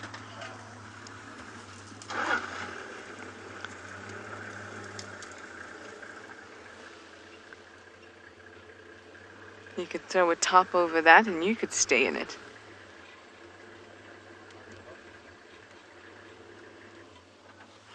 As you can imagine, everybody, even on the reserve, is just very, very happy to have Tingana back. So it's a busy sighting. I haven't had one of these in a long time. It feels like a bit of normality returning.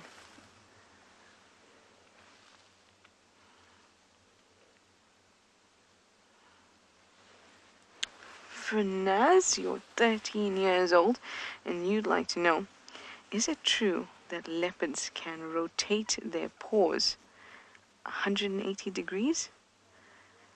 Did I hear that one correctly?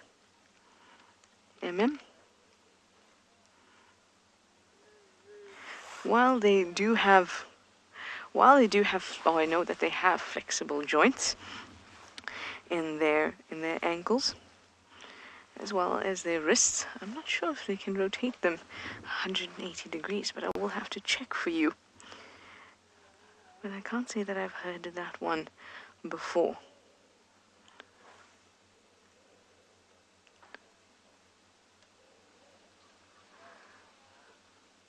They need to have flexible joints in their wrists and their ankles, because that allows them to have good traction, good movement. But in order to rotate them 180 degrees, that actually requires a few things.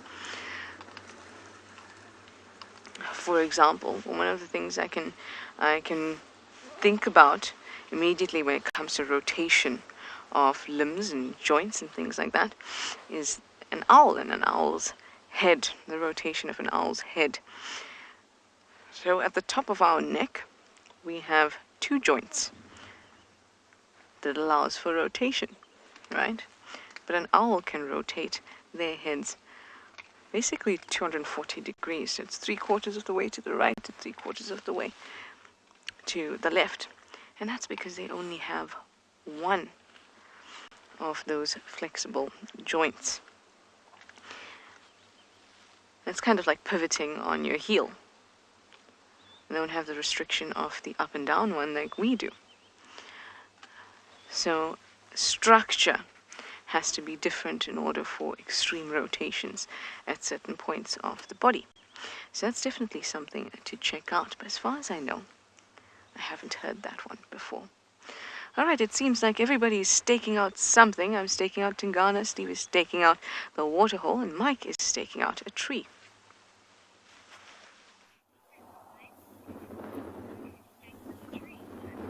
Yes, so we are staking out the tree. This is exactly the tree that we saw the leopard cubs in yesterday, and we've just seen the mother just before you guys came to us. We just saw the mother quickly jump up into that tree, grab what was left of the carcass, and then go down out of the tree again. There's still a little piece of the carcass there. If you had zoom in just there, you remember where it was, you can still see a piece of leg just up in that tree there. So the mother just quickly ran up there, grabbed it, and went down again. And she's hiding in the thickets to the left of us.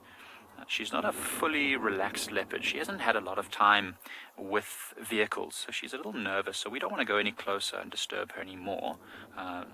So we're just going to wait here and see if she comes out. We've seen a youngster as well. One of the leopard cubs was also in the tree, and it's come down with a piece of meat as well. There's a lot of movement around here, so it's important that we stick around. Part of the habituation process to get them used to the vehicles and knowing that we're not a threat to them. But yeah, it's very interesting. A lot of cool stuff.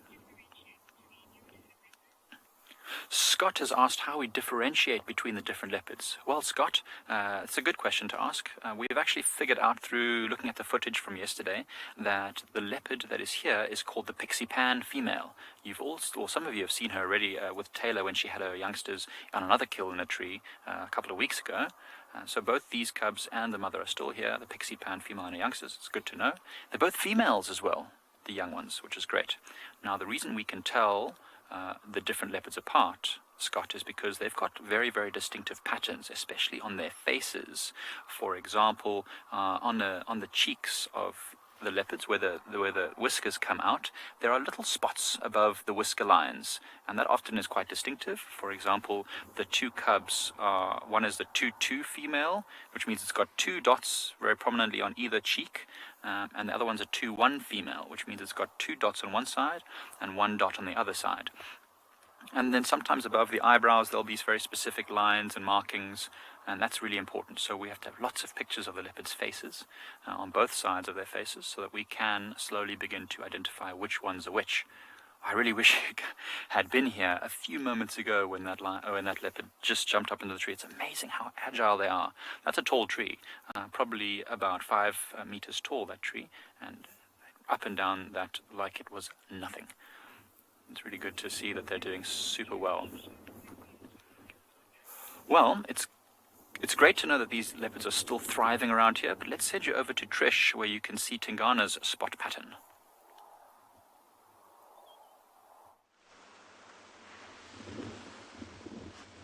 Well, my spot pattern is not very clear at the moment, but when I show you my face, then you'll be able to see my spot pattern.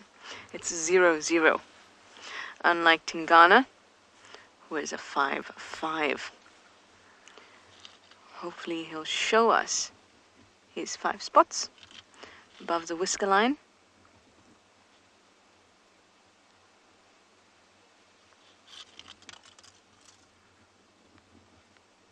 Oh, Emma, that is too cute, I have to tell the viewers. Emma says she's got a 10-3 with her freckles. So spot pattern are basically the spots above the whisker line. Hope I will be able to give you a good view. And that's a great way to know generally which animal you may be looking at. So you use your spot pattern, the area that you're in, so you know which are the territorial leopards in that area, male or female. Those are the things that you think about immediately when you see an animal. And the more time you spend with them, you start to see other features, just generally the shape of their body and the shape of their face and their head, their eyes, position of their eyes, and other little spots or patterns that you may find on them.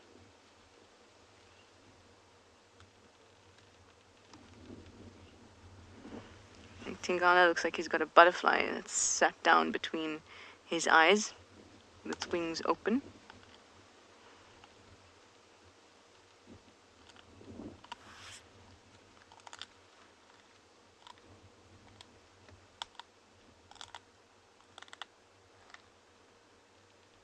Oh, there's some proper crunching.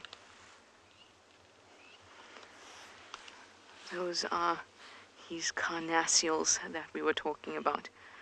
So he puts his head kind of onto the side as if he's got his cheek against whatever it is that he's trying to eat. And he uses those carnassials to shear away meat from the bone.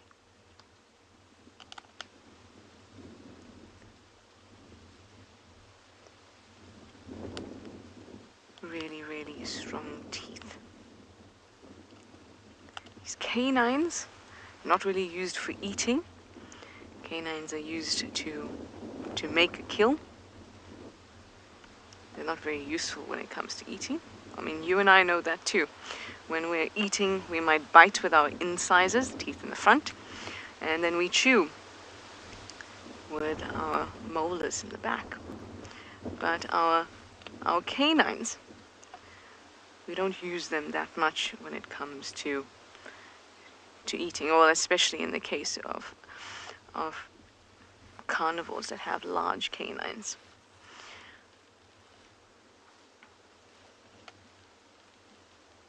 Saber-toothed cats, way back when, had these very, very long canines, but also were not very strong, and were just used to make that final blow, the one that will cause its prey to die.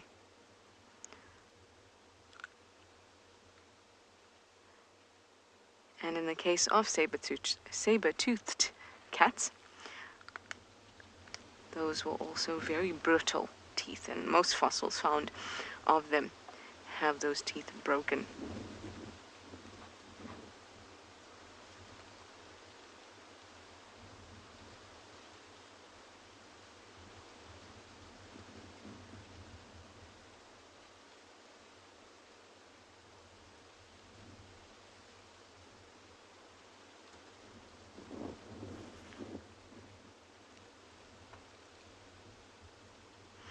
Cammy, you've asked if he's eaten the entire kill in one sitting.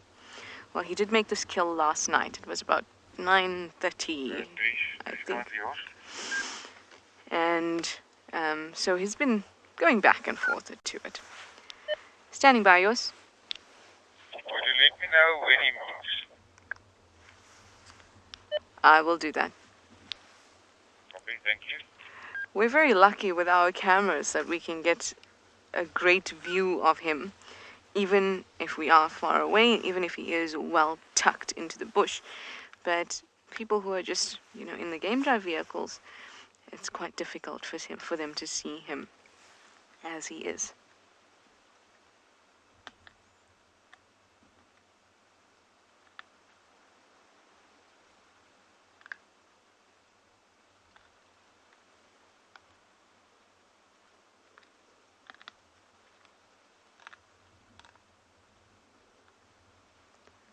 That's some proper crunch.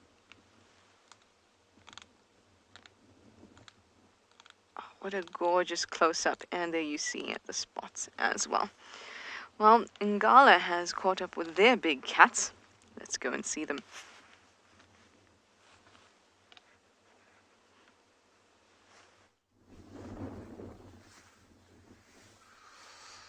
So these lions have covered some enormous ground from where we last saw them feeding.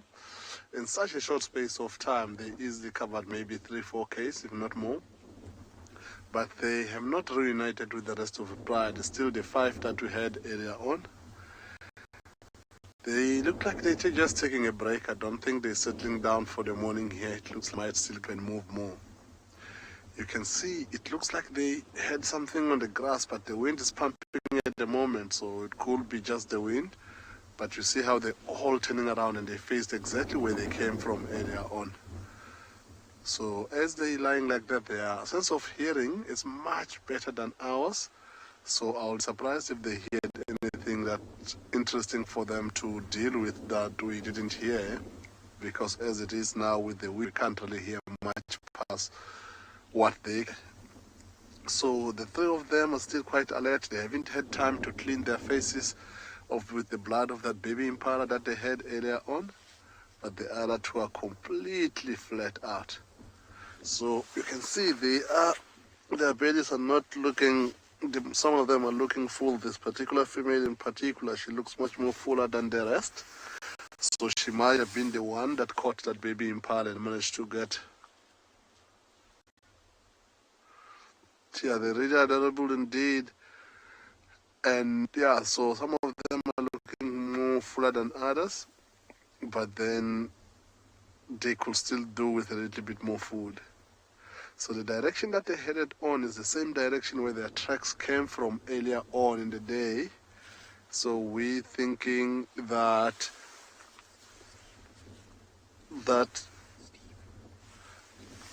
they might be waiting for the rest of the pride. So in the meantime, while we wait here to see what they're gonna do next, we're gonna send you over to Steve.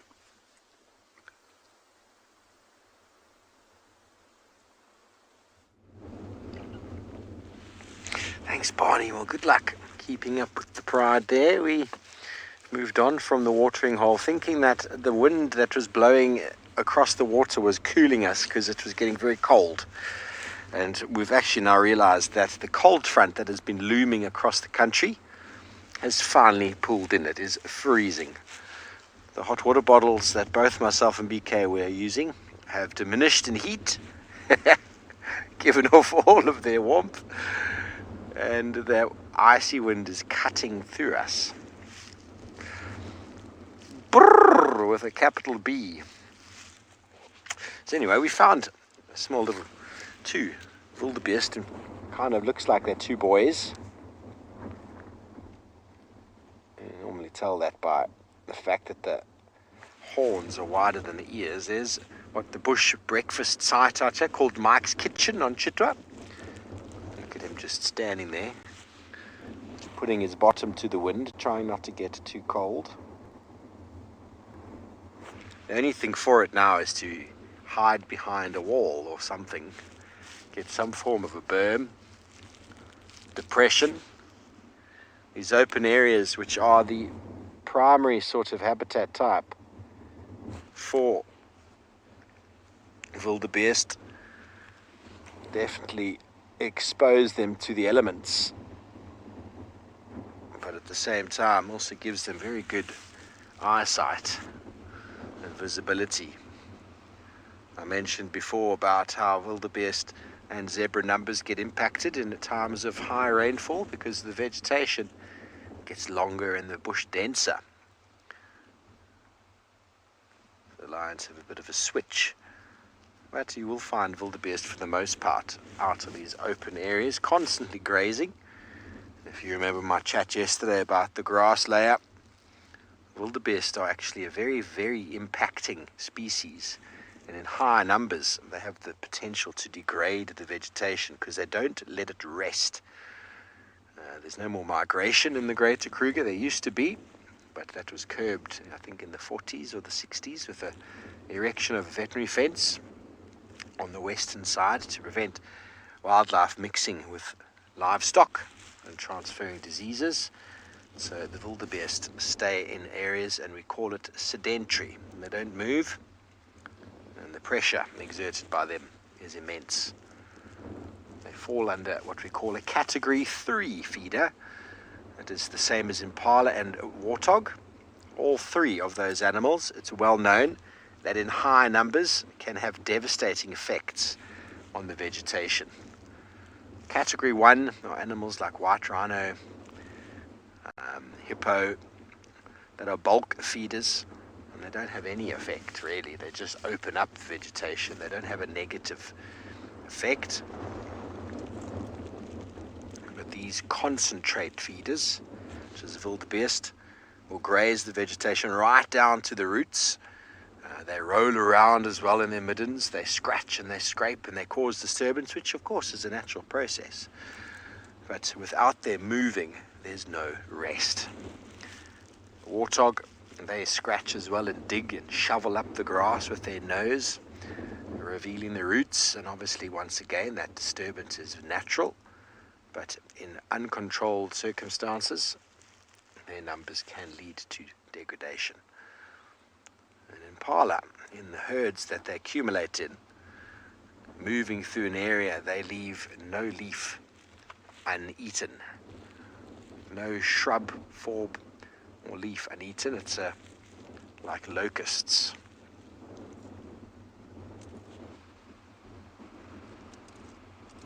Bobby wildebeest are extremely interesting animals.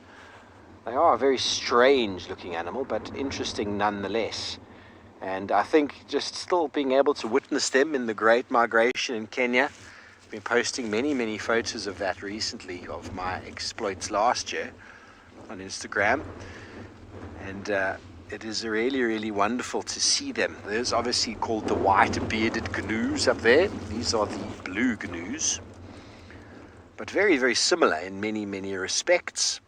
Herd animals, moving in large groups. The males follow the females and will develop territories over a period of time, and then the females will move, and then the males will realize that the females have moved and they'll follow. So that sedentary nature is natural to them, but then when no one's visiting them, they leave. But here, they just stay, and wildebeest males will live their entire life in a small area. There's some birds in front of that one, BK. What have we got? There's a crowned lapwing. Of course, we're always going to bird while we are watching animals. Crowned lapwing loves the exact same habitat that wildebeest like. These short grasslands, very open, unlike the blacksmith lapwing that also you can find out here. They're normally more similarly associated with open areas closer to water, where these guys are a golfer's nightmare. Wild Earth relies on support from viewers like you to carry on broadcasting our daily live shows. A small donation goes a long way in helping us on our mission to connect the world with nature. Please visit our support page to see how you can help and become part of the Wild Earth family.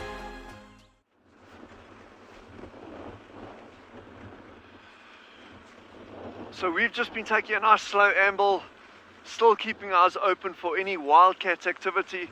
We've just been checking all the burrow systems that we know of. We're on our way up to the rockstar meerkats now, but I'm really just hoping, and it's hope against hope, but that we bump an African wildcat at some point.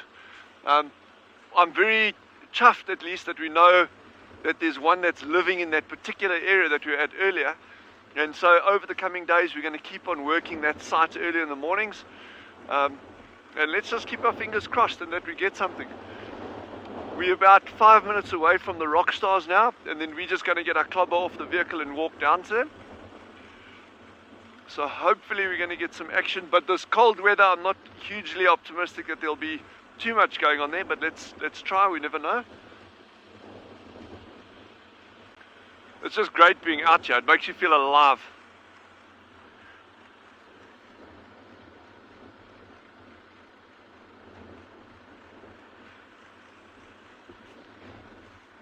So Shani's asked a very interesting question in terms of these cold fronts and how it would affect the blooms of flowers in different areas of South Africa. So those of you who don't know, there's a really incredible display that gets put on in terms of wildflowers in an area of South Africa called the Makwaland, and that's normally a little bit later in the year, in another month and a half's time, that's when they're going to be starting to come out, those flowers. So these cold fronts will actually, should have pushed through by the time that those actually start putting on a real display.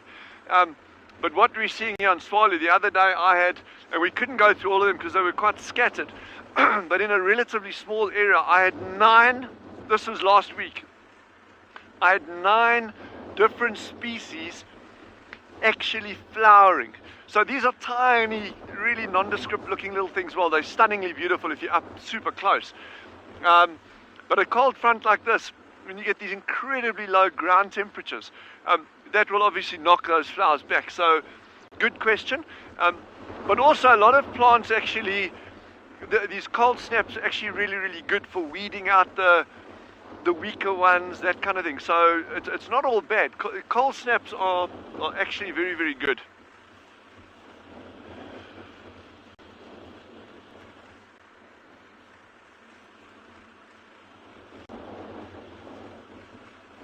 Cold snaps are good if it's like an ice cream, like a Magnum ice cream. Then a cold snap is good. So we are very, very close to the rock stars now. We're going to turn right over here, and it's about another 300 meters up on the right hand side, then we'll walk down.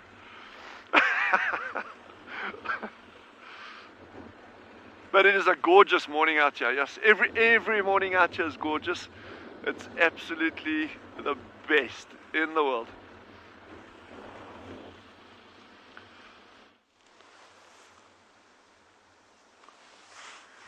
Well, he's on the move, everybody, and he is looking well fed. I think there is an entire steenbok inside of him, bar the hooves. At this point, he ate so well. Look at him go. Let's follow him. Wasn't it a nice view of his whole body? He was really, really strong looking, you know? Very sturdy and strong looking. But now, where are you going? Back to your tree. Let's try and get ahead of him.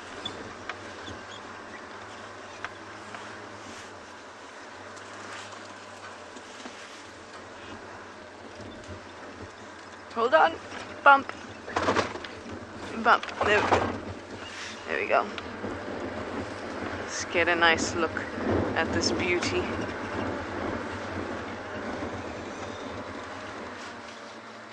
Shame he's looking up there as if to say, is there any more? Is there a second steenbok?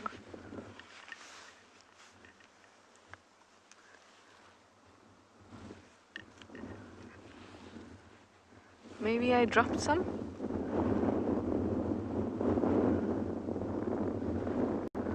Oh, good for you. You did manage to drop some.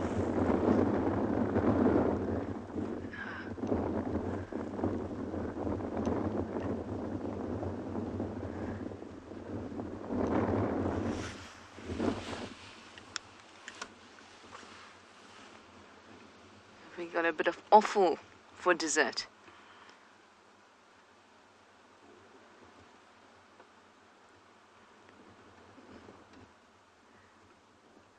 Lovely.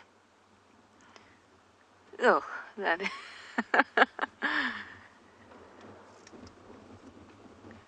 Your tongue has been painted. And dear Duke.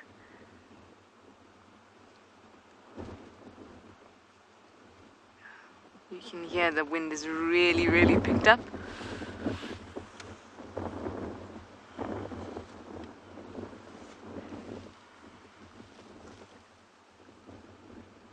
Oh no.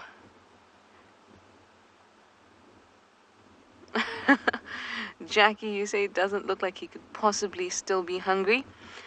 Well, Jackie, considering that he's now going for the rumen, he certainly must be hungry.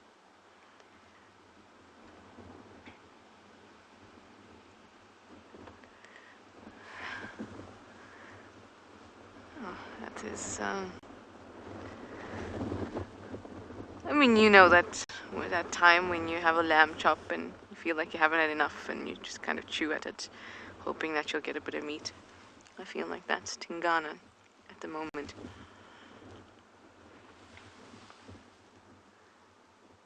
Oh yes.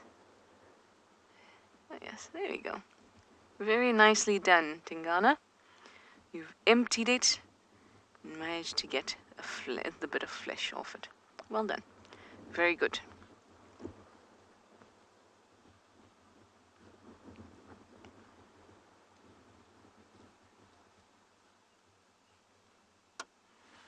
What a beautiful coat. Yours. He has moved to the marilla now. It's a good visual.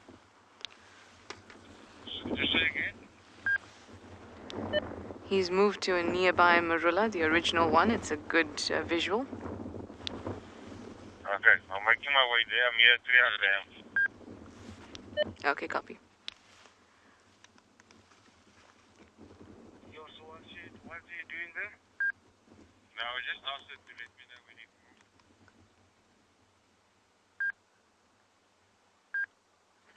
moves. He looks a bit confused. I'm still hungry. Now what? Well, Tingana, you've got to show us what you've got, and maybe you've got to hunt again. Although with that belly, I have no idea how you're going to be able to. You hear that, Tingana? Chris says you look like a goose. And I think seeing you hunt with a belly like that is going to be even more goose-like.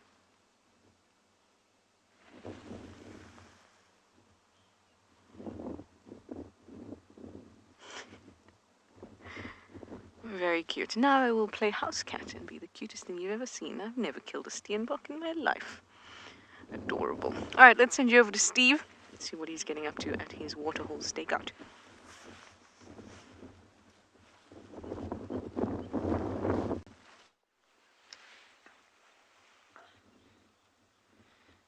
Thanks, Trish. Enjoy your stuffed goose. We found animals that look rather warm on a day like this, with their shaggy coat. A whole family of waterbuck. And they're on their way down to the water. They've been just standing there staring at us. So cool to see. It looks like all the little babies of last year have grown up. All look like little adults now. With one male. Just edge slowly forward. There we go. They're going straight down to the water's edge. There's the boy. See how much bigger he is than the females. Yeah, I'm going to stop there and watch them do their little trot across the road here. Tight-knit little group. See, they get very cautious in the wind. The wind really does frighten animals. It makes every leaf twitch and every piece of grass flicker around. And the defense mechanism of many of these animals is their hearing. And take that away, they get a bit nervous. Lulu, how fluffy are they? So fluffy. A wonderful shaggy coat. Just going to see if we can roll down here after them. They seem to be going straight down to Chitwa. We can follow them down. I don't know how good the signal is down there, but we can try. Definitely look like they're on their way to have a drink.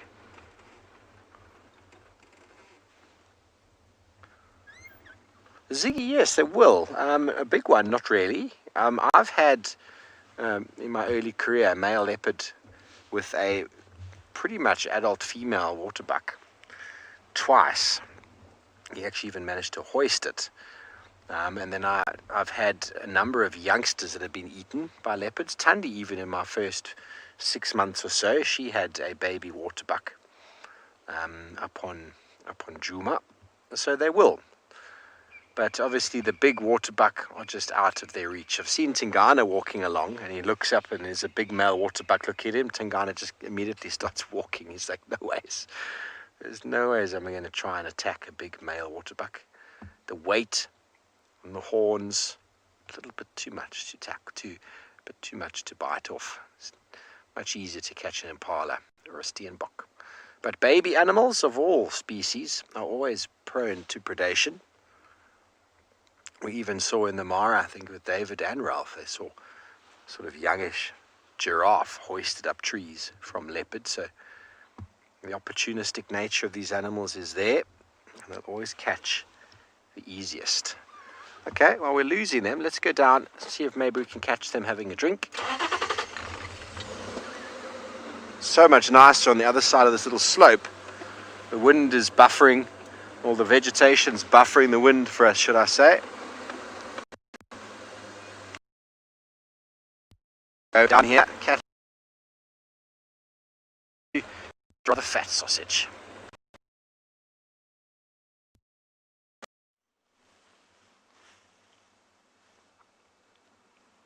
certainly is a sausage. In fact, eating that... Oh! What is it? I thought he might have seen something that excited him. Instead, I feel it was that awkward, I've eaten too much and I've got to give it all my energy to get up kind of action.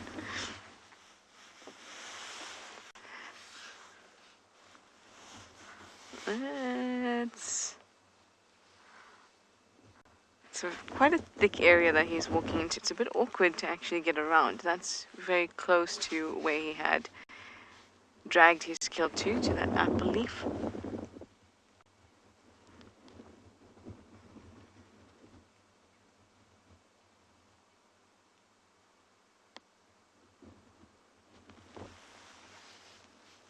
Alright, let's see if we can manage to get around to see him properly.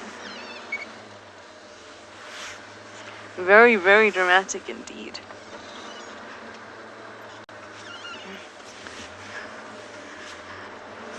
I thought he was about to start stalking, but it really was that I've eaten too much heave to get off the couch.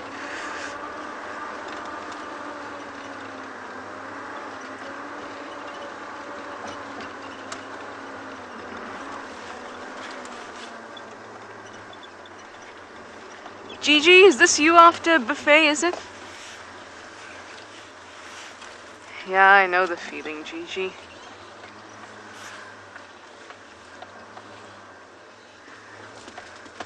I feel like I have one of the smallest stomachs in the world, but my appetite is not particularly small. So I eat what appears to be an average amount, and then I feel like this.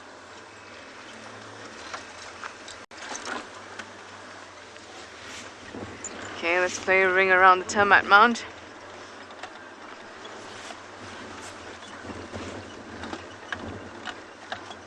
So yeah, he's on a mission now. I wonder if he'll go and have a drink. Let's get a view of him because I'll have to come out of this thicket to follow him that way. I cannot slink as well as he can through here. Huh? Alright, round we go. I hope Tingana will go and have a drink at Gallagher Pan because that would just be spectacular. But Steve has some animals having a drink, so why don't we go and see those?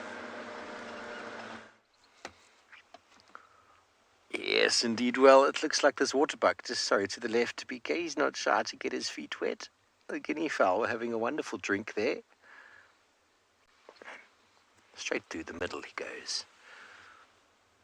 What wonderful scenes down here by Chitwa Chitwa. It was a marvelous watering hole.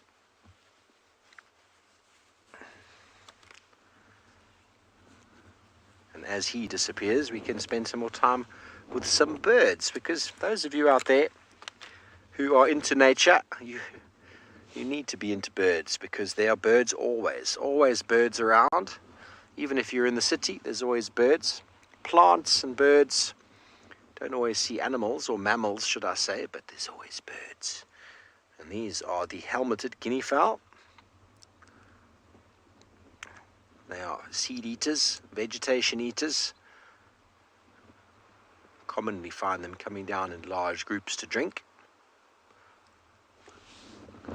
Keeping an ever watchful eye out for aerial predators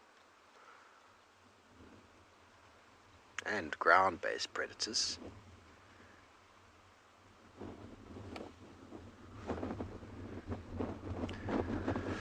Whew. Yeah, they do look quite cold. They're pulling their shawl over their shoulders.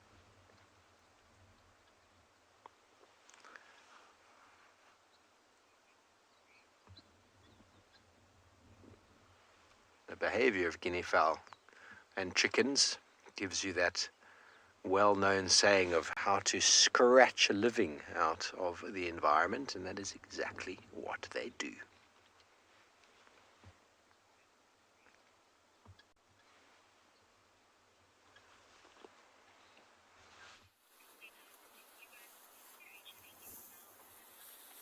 So we've gone from chili guinea fowl to elephant that also looks like he's a little chilly. See how he's hugged his ears to his head? But he's enjoying a nice meal. It's amazing to watch him so close, plucking up this grass that's sitting right at the base of these russet bush willows and putting it into his mouth. Oh, careful, don't get any grass in your eye there. Watch that trunk collect up the grass. Oh, we are talking about you. Yes, you see that it paused for a moment. It's embarrassed. We're going to watch you do your thing. So the grass doesn't look very, very palatable at this time of year. It's very dry. But as it pulls it out, it tries to get as much of the root material as possible. That's what it's doing when it shakes like that. It tries to pull the roots out and then shakes off any of the dirt to try and eat it. Because the roots have quite a bit of the nutrients. And you can see if you get in there, you can see it's a bit green. Oh, never mind, it's gone. It was green, but now it's just gone. And so there's a little bit of greenery tucked in amongst all that dry stuff. So remember, that's why they sometimes have to eat, hundreds of kilograms of food a day. Oh, amazing, you can hear it even. It's like trying to eat straw.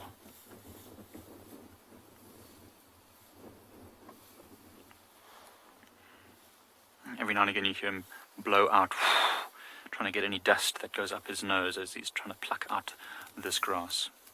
There's a whole herd of elephants here. This is just one young male, but on the other side of the drainage line behind him there are more elephants. We can't see them now, but we saw them a bit earlier.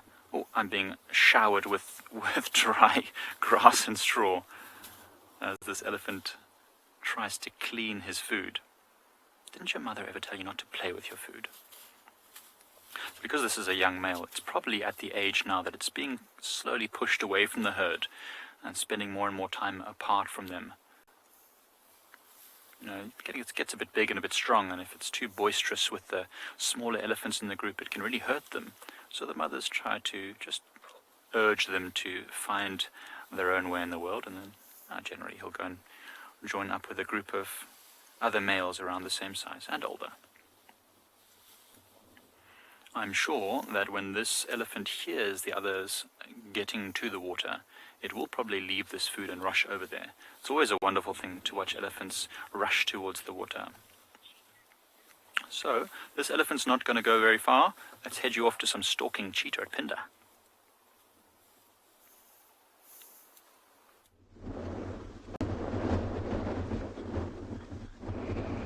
Welcome to a very windy and beyond Phinda Private Game Reserve, everybody. My name is Damon.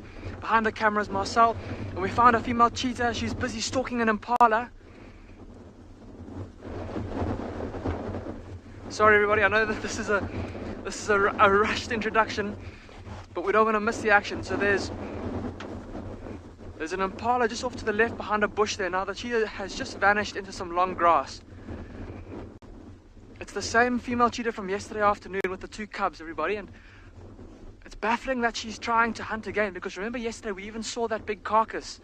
We saw how much she'd eaten, we saw how fat her tummy was, but she's literally crept up to within about 30 meters of this impala. I don't know what's going on. It may just be that it's too good of an opportunity for her. There's this howling wind that's blowing. The impala's got its rump facing into the wind, has no idea the cheetah's there. I know we can't see her for now, but she's... Oh, there she is. She's come out.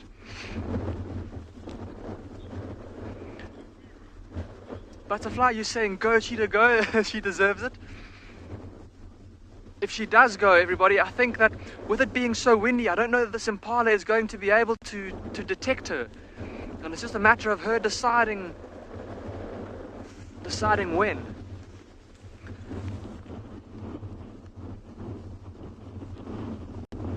Oh, she is so close to that impala, everybody.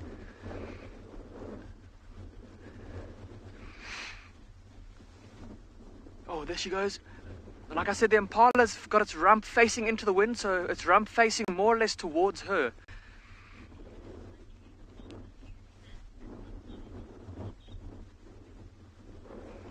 Kalina, you're wondering if she's going to maybe use this as an opportunity to teach her cubs how to hunt. And it may be that she's... Because, I mean, every time that they get to watch their mother hunt will be an opportunity for them to learn, an opportunity for them to observe her stalking and how close she gets before she runs, and when to stalk and when to stop and sit still. So it could be that it's a hunting lesson, but I think it's more just the fantastic opportunity that she's got here. She's got this impala that is, as far as we can tell, completely unaware of her presence. It's just focusing on trying to keep as warm as possible by presenting its rear end to the wind. It's hunched up, it's huddled up, it's looking in the wrong direction. It's not going to be able to see her or hear her. Well, see her as long as she stays in that long grass. But I wonder, it's almost like she's done all the hard work. She's stalked up close to it, and now she seems to be having second thoughts. Maybe just deciding that, oh no, with her full belly, it's not really necessary.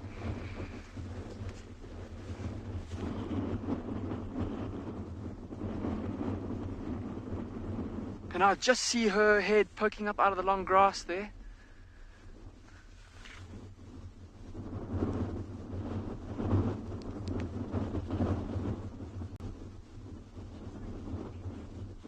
And the little cubs are there with her too. The cubs are very close, or are very close to the impala too. It's quite unusual that they've actually stalked this far with their mother. Probably for the better as well though, because these with this wind, just imagine how easy it would be for these little cubs to get separated from their mother, and how difficult it might be for her to find them if she did chase this impala. But once again, we're all sitting on the edge of our seats, well, thanks to this cheetah. Okay, we're gonna see what happens here, and we'll let you know if anything changes. In the meantime though, let's go and have a look at those meerkats over at Tswalu, see what they're up to.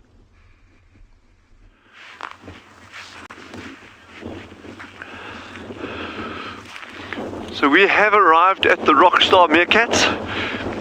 As we expected, there's no activity yet. There's a lot of sign of them at the burrow, so they definitely, but with this bitterly cold weather that's moved in, I don't think we're going to be seeing much sign of them over the coming, well, you know, over the next hour or so. They may pop out, go down, may pop out, go down, but I don't think they're going to be doing too much foraging today unless it warms up. The forecast is that it will start warming up substantially later. Well, when I say substantially, I think it'll go to like 16 degrees or 15 degrees or something today, which is actually not a bad day. But I really hope that they get through this crux time. This is going to be brutal on them, but if they can get through this next day or two, the pups will be just fine. So that's, I'm holding thumbs, and I think they'll be fine. You know, there's been so much food around that I don't think there's going to be any issues with feeding those pups. So, but we'll hold thumbs. I'm optimistic. But let's see, it is nature, and these, you know, nature will take its course. Sure, but this wind, like I say, it's not the air temperature, it's just the wind that is actually biting, eh? Yeah. So the burrows that are very active, it's not these big ones yet, it's the ones actually closer towards Gendre over there. That's where the majority of the activity is. You can see all those tracks over there.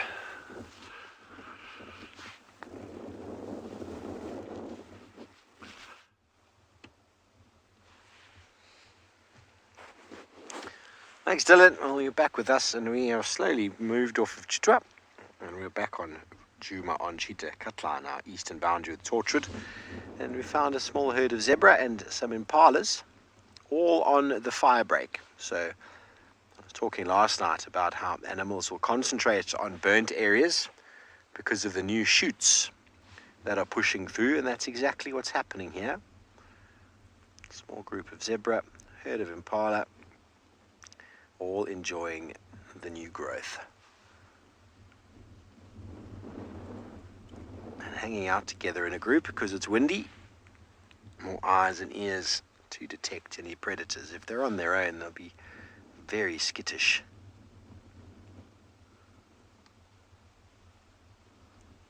Small little group of zebra though, one stallion it seems with one mare and one little youngster. That's how it starts off. Stallion always starts off with one and then he eventually gets two. You love seeing mixed herds, Megan, that's wonderful. Because if I go forward a little bit, there's actually some warthogs here as well. Sorry, BK. See just here on the right there. A little family of pigs. And they're a little bit further than the fire break. There they are. Hello. They're in the long grass. They can't see very far. Okay, very good. Well, we're going to stay here with our mixed herd for a while longer. We're going to be sending you over to Pridelands, who've got some elephants.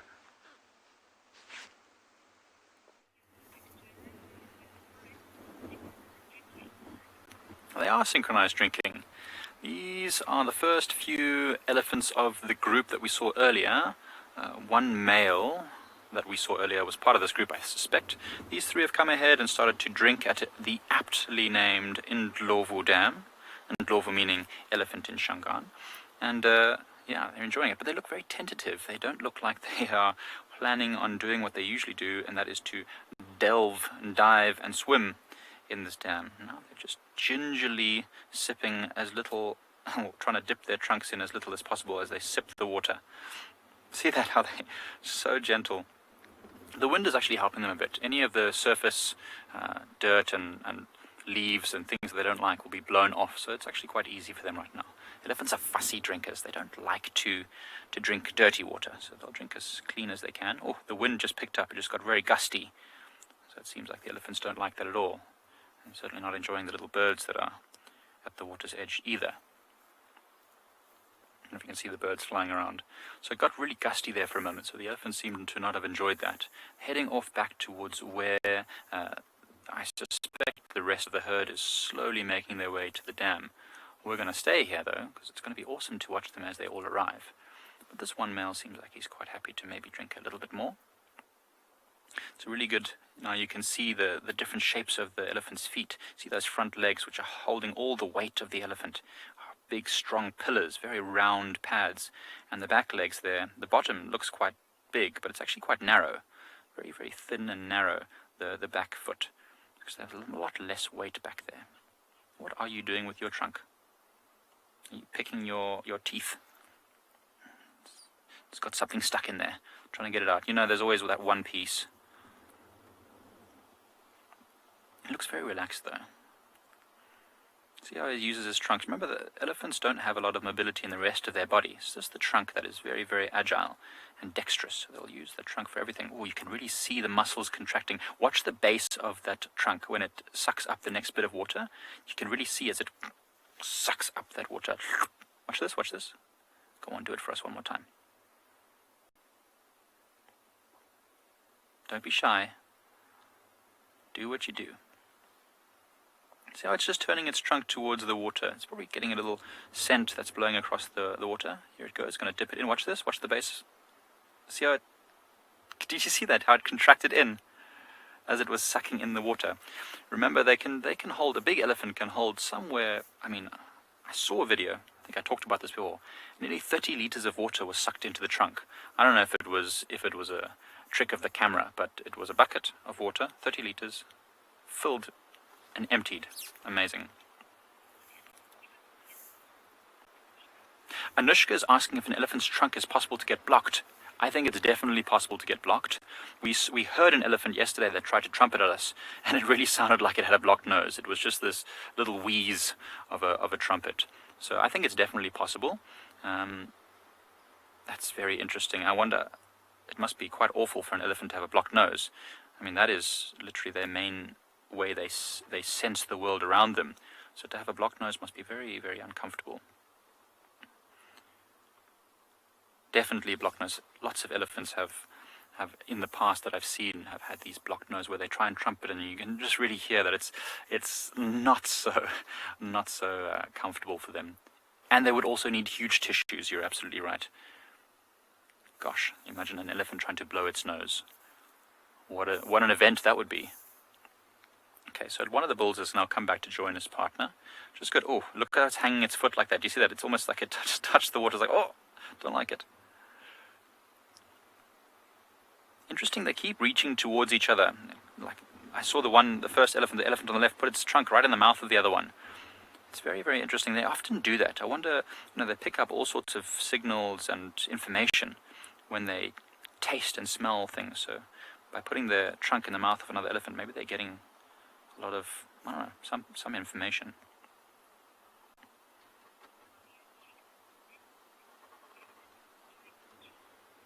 So Damon's got some cheetah that he's enjoying. Let's send you over there.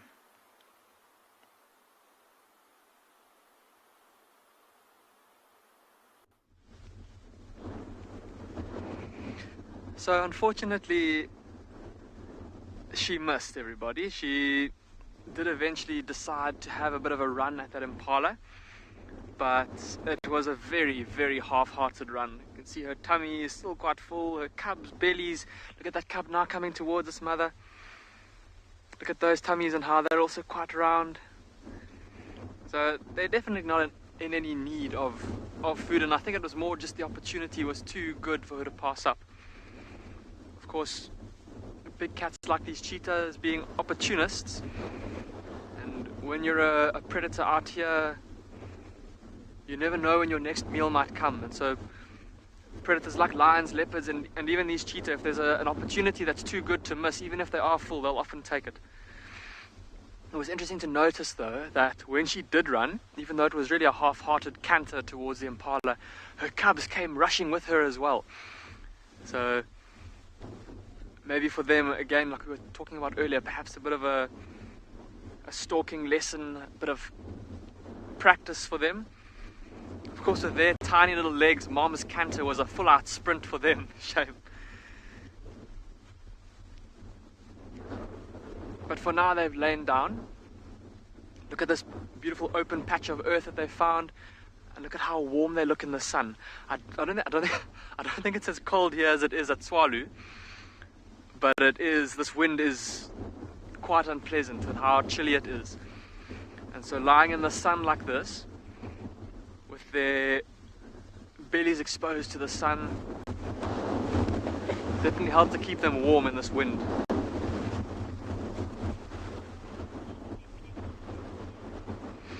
Jackie, you say that it looks like the cubs almost disappear in the long grass, and it's amazing how that works. So Jackie, and that's part of the reason why they are the color they are. Have a look at how much lighter their coat is than their mother's coat.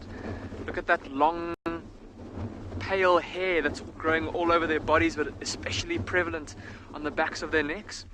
And that is thought to be the reason why they've got that kind of coloration, is to help them to blend into this long grass. Because this is the kind of terrain that these cubs will have invariably have been born in and grown up in, is maybe a sheltered glade of grass out here in the plain somewhere, maybe in a bit of a ravine, just to help protect them a bit more against the elements. And they would have relied on that camouflage of that long pale hair to keep them safe when Mum had to leave them to go and hunt, because of course for the first few weeks of their lives they wouldn't have been able to follow her when she went off hunting, and that would have kept them safe.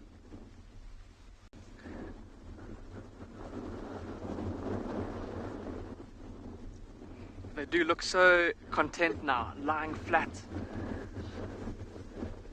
and bunched up together. It does look very cozy, and those little fur coats of theirs look like they are pretty warm.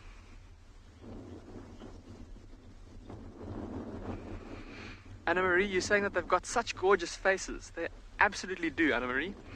And having a look through my binoculars, it's interesting to see how, if they look at us, have a look at how if you look carefully, they've got very different looks, the two cubs. The one cub to me almost looks, the one on the right, seems to have quite a heavy brow. It almost looks quite grumpy whenever it looks at us. Marcel's nodding in agreement. And the one on the left, its eyes seem to be a bit bigger in relation to its head than its sibling, and it almost has this bewildered kind of looking look whenever it looks towards us. It's amazing how just having a close look, I mean, just like with humans and with the domestic animals we have as pets, how each individual looks different. It's much the same with these, well, with wild animals.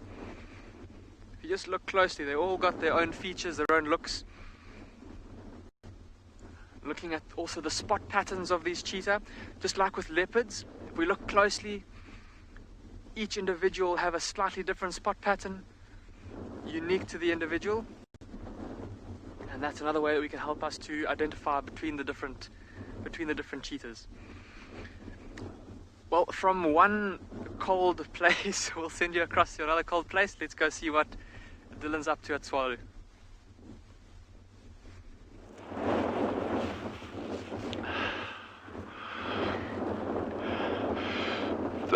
So, one of the guests asked earlier about flowers in this cold weather, and because our meerkats are still not making any appearance, I thought I'd just show you this beautiful little bush over here. But unfortunately the wind, it's moving so much that it's making it difficult for Jandro to actually get the shots here. But what I want to tell you about this, it's quite a sweet little one. This bush is called a January bush. You heard it right, January bush. It flowers at this time of the year in the middle of winter, and we have tried every avenue to actually find an explanation as to why it's called a January bush, and there's nothing that actually even vaguely makes sense. But anyway, so this is a January bush, and I wish I could somehow transfer the scent of this plant to you over this Ethernet, but it's got the most incredibly subtle, almost like a very, very sweet honey scent to it. It's wind pollinated, and you also get these tiny little flowers. I'm going to actually hold these flowers very still here. I don't know if it's very tough for Jandro because of this wind. I mean, it's blowing not just the plant but the camera as well. But the genus is called Lasiosiphon, and Lasio refers to hair, and siphon is a funnel or a tube, and that's just because of these long flower tubes, and they actually, if you look at them under a magnifying glass, they are actually very, very hairy. And so anyway, so this is Lasiosiphon.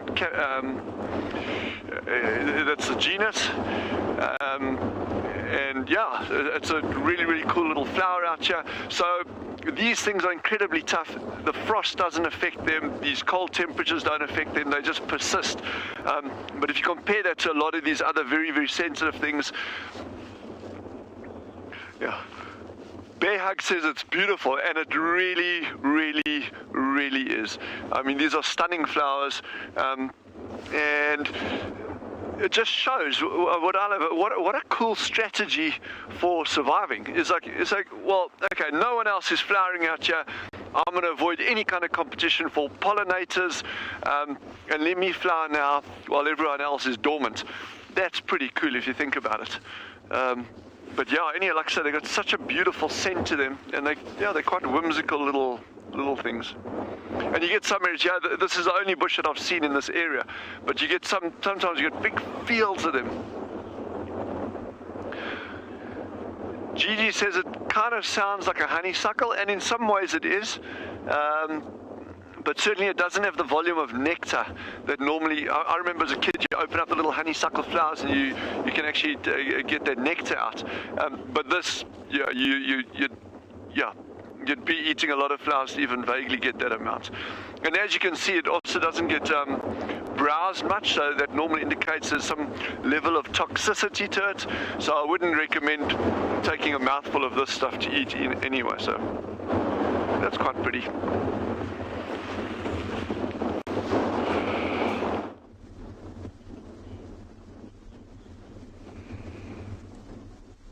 So our little cheetah family is still huddled against the wind. We've just repositioned ever so slightly to get a slightly different view. Look at how those two cubs, now we can actually see, look at how they're lying on top of each other, keeping warm.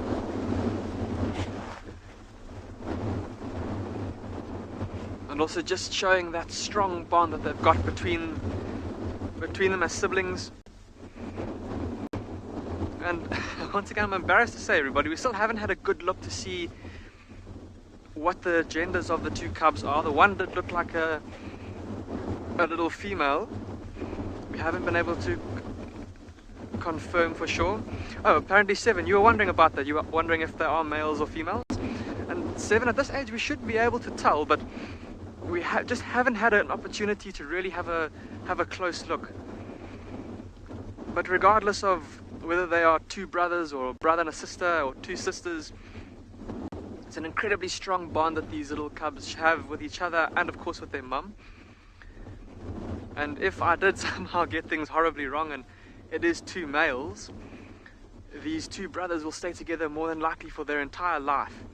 And it's this bond that they're forming now as cubs that will keep them together.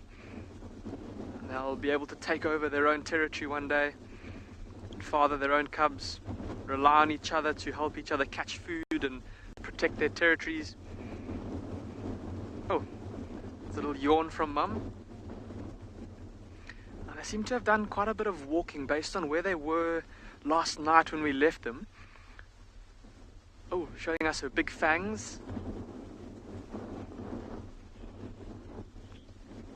Oh, apparently Trishala has found some elephants on the move, so let's go and have a look at what's going on at Djuma.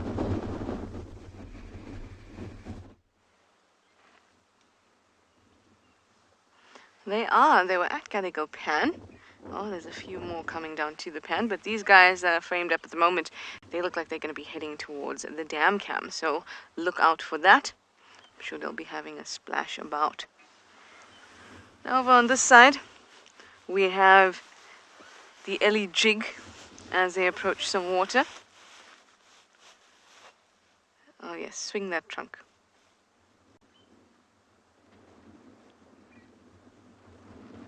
Very nice. So I have left Tingana.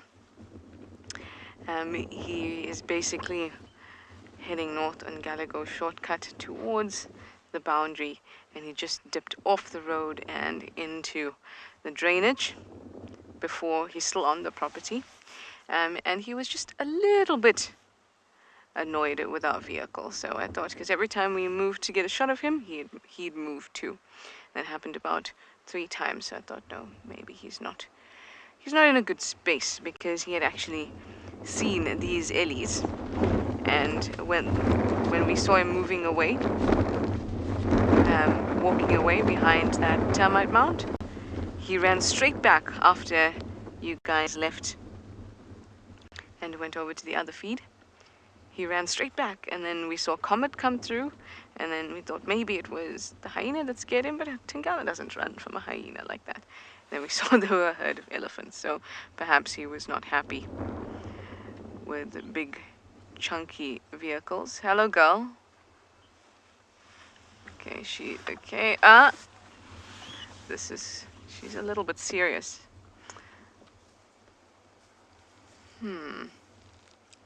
She probably smells the predator. He was left not far from here. Now she has her little one following in her footsteps.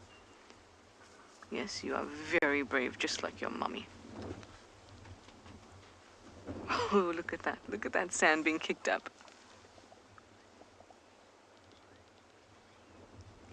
Josephine, that is an excellent question. At the right time, you, just as that Ellie said she looked a little bit serious, you asked, how do I know if she's about to charge me? I have found, but it's not a rule of thumb, because you should always be extra cautious with elephants if they're displaying any kind of behavior.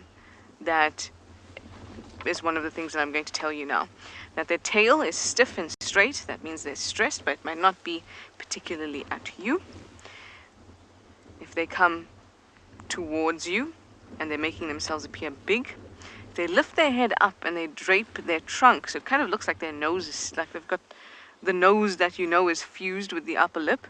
It's almost as if you can see it, because they pick their heads up and their trunk drapes down. That's what they look like when they are not very happy. And I have found that whenever I've gotten a serious charge, not a head shake, not that an elephant is curious or not sure about me, but a serious charge, it was much like that female that was coming towards us just now. There's no there's not a lot of posturing, there's no games, it's very straightforward. I see you, I'm coming for you, and my head is up and I'm high. That's not the stop-start kind of thing that we see lots of elephants do just because they're unsure about whether we're a threat or not. So you saw with that cow that was coming towards us, she was not very fast, but she was not stopping and starting. She knew exactly what she wanted to do. She wanted to cross in front of us, and she was going to take no nonsense.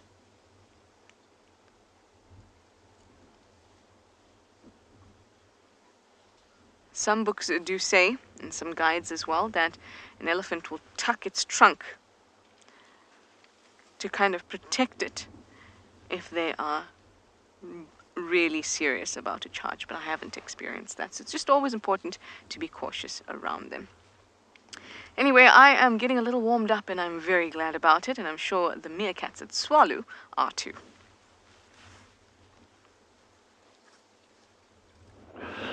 Can you hear me? So we've just got the little meerkats coming out now, and it is still very cold.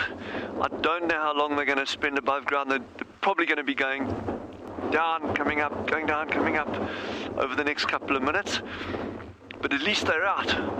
And as always, that one that's in the frame there, that's the alpha. She's the one leading the pack at the forefront there. Yeah, she's not happy with this cold weather, and she's alert to something down in that direction. I'll scan with binoculars there just now, but you can see the way she's hunched over. She's really not enjoying this wind, but the pressure's on her for foraging. That's the trouble. So she needs to get out. She needs to be trying to find whatever she can get to keep her energy levels up for feeding these pups.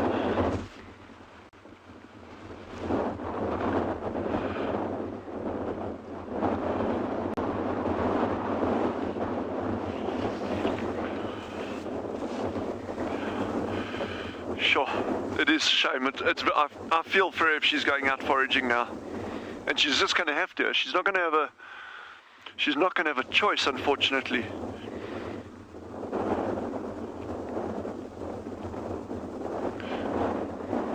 Yeah, Roshni has asked a really, really good question there, really interesting question there. The question that Roshni's asked is, do they have to go foraging every day? And do they not store any fat? In other words, could they just not stay in weather like this? And they actually do that sometimes. Not so much the fat storage. You can see these animals are not bulky. They don't have a lot of extra weight that they're carrying.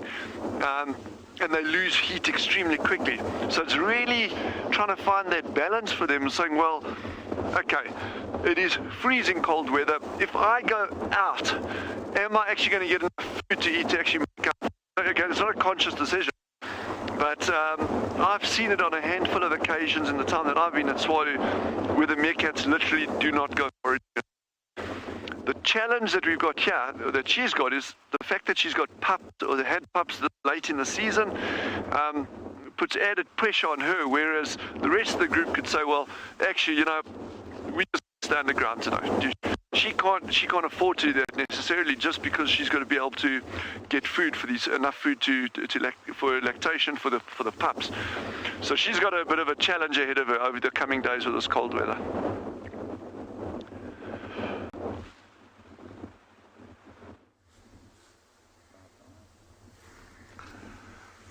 So these lions have decided to have slept here for the last 45 minutes or so. They haven't really done much. They even haven't got up and go lie on the shady spot because the sun is coming out. They're supposed to warm up, but with this cold breeze, I don't think they're feeling warm at all. And the plan was, we were hoping that they're going to carry on moving as they did this morning wanted to try and stick with them to see if they can take us to where the rest of the pride is. Right now, it doesn't look like they are going to be getting up anytime soon. You can see that one female with a leg up in the air. She's the one that had a little bit more full belly compared to the rest. It looks like she's exposing that a little bit to the sun to get the digestive system going. So it will be interesting to find out, which is what we were hoping for. How did they split up and where is the rest of the pride? Because the setup here, when we first saw them in the morning, we thought it was all 5 adult lionesses, only to find out it's only 4 adult lionesses and one of those sub-adult cubs that looks bigger than the adults right now that is with them. So the amazing thing that will be interesting to find out is how did she get to hang around with the adults and how did the adults get to be left behind? We've got few theories as to what might have happened, but we can never tell for sure unless we're really there to see this. We're thinking that it might be that as they were moving, starting to hunt, they went into position and the others lie down and she tried to participate, and when that didn't work, the others carried on and she stick with them. But of course, after what happened this morning, that when the adults managed to kill that impala, she got a little bit of a piece and got involved. This means that on her mind, from now on, she will not easily stay back with the young ones because now she knows what she's missed out when she didn't follow the others. So now that she is with them, when they get up and move, she will, like this morning, she was the last on the carcass, but to try and make sure that she doesn't get left too far behind, which would have been a scary thing both for her or anybody else, she just started running. That's how she lost us. But yeah, from here on, even if when they do reunite with the pride, because I'm sure they will, I don't think that it will be easy for them to leave her behind anymore because she would not let them. So what we're going to do now, we're going to send you to Pride Lands to go see this nice herd while we sit a little bit more before we start heading back up, and hopefully these things are going to be here in the afternoon, which I doubt. So we've come back to our little herd of impala that looked very cold this morning in our search for where these elephants disappeared to. They did not come down to the dam, the rest of the herd. And we found this little mixed group. Some zebras there as well, and the impalas. Look how huddled up they are. It became very windy in the last half an hour, and all the animals are looking very cold. Some of these zebras were actually lying down a moment ago. And one of the males, or the male, they have a harem. The male started to chase one of the females around and actually mounted her. I don't think he was trying to mate, but possibly starting to smell that she's an estrus maybe, and starting to court her. So he seems to be staying very, very close to that one female, not really letting her move too far away. He keeps looking over to us as well. I'm not sure if he's trying to stake his claim and make sure that we know that this is his lady. It's quite interesting. Impalas and zebras are often together. I think you were speaking before to Steve about animals liking different types of food. So same with these impalas and zebra. The impala like to eat a mixed variety of different things. Zebras are generally only grazers, so they won't have too much competition. The impalas also like to eat the shorter grass, whereas the zebras will often eat the longer grass stalks.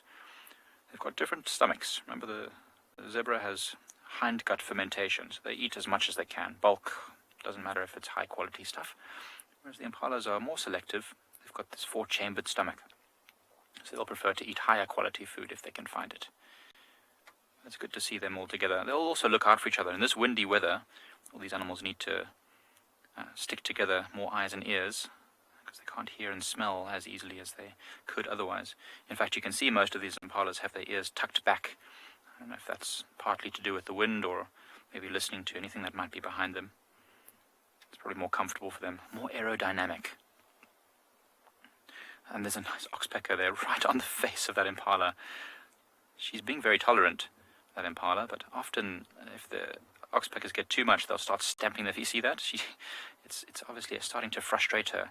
The other oxpeckers are just sitting there trying to get warm. Often the oxpeckers will just sit on the backs of the animals to get warm. She's managed to chase them all off though. Very, very important, the oxpeckers. Keeping them also healthy, plucking off any of the parasites.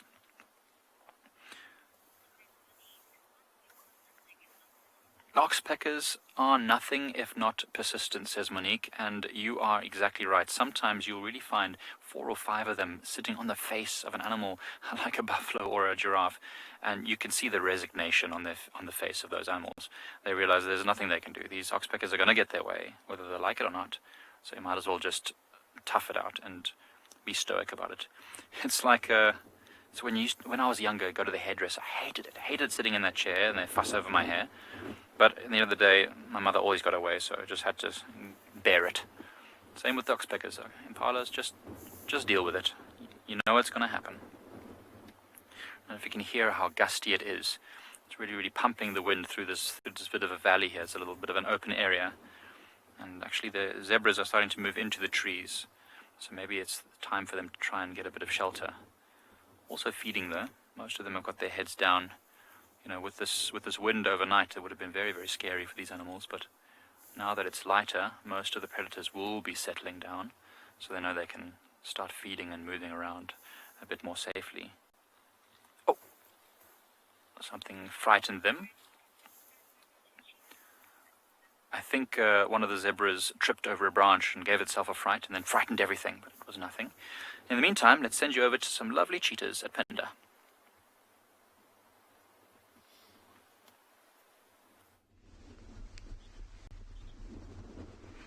Well, our cheetah have just stood up, everybody, and they've started to move. We've been watching them quite closely now, and the mother seemed to be getting restless.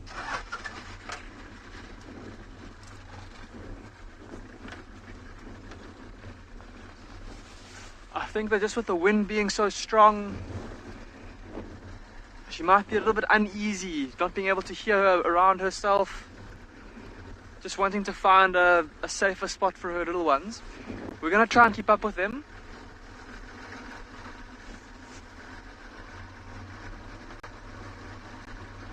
And she's walking back in the direction of where she rested last night. And I think there's a few more thickets just to help break the wind, keep her a little bit warmer. There she goes.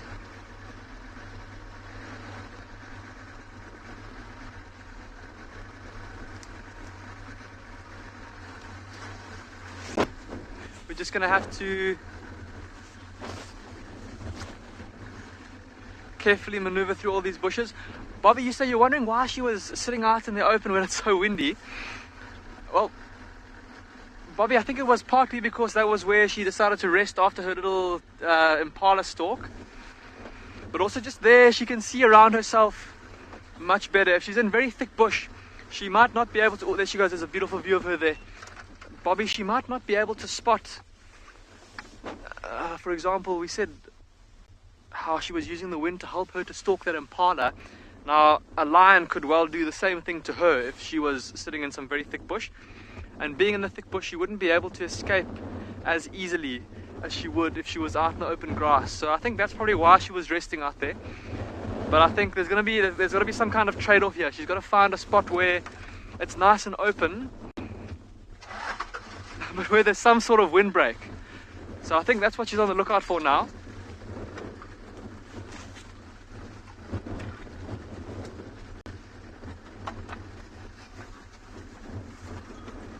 And there's quite a big open, almost like a dried up water hole down at the bottom of this hill here. And I wonder if that's not maybe where she's going.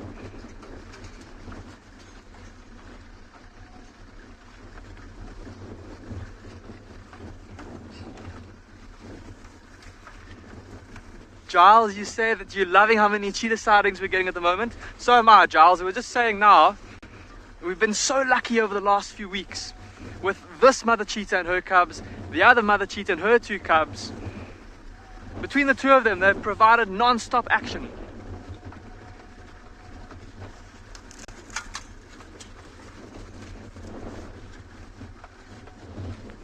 Okay, we're going to try and keep up with this female cheetah, try and hopefully she'll stop soon. In the meantime though, let's go see what Dylan's up to in the chilly Kalahari.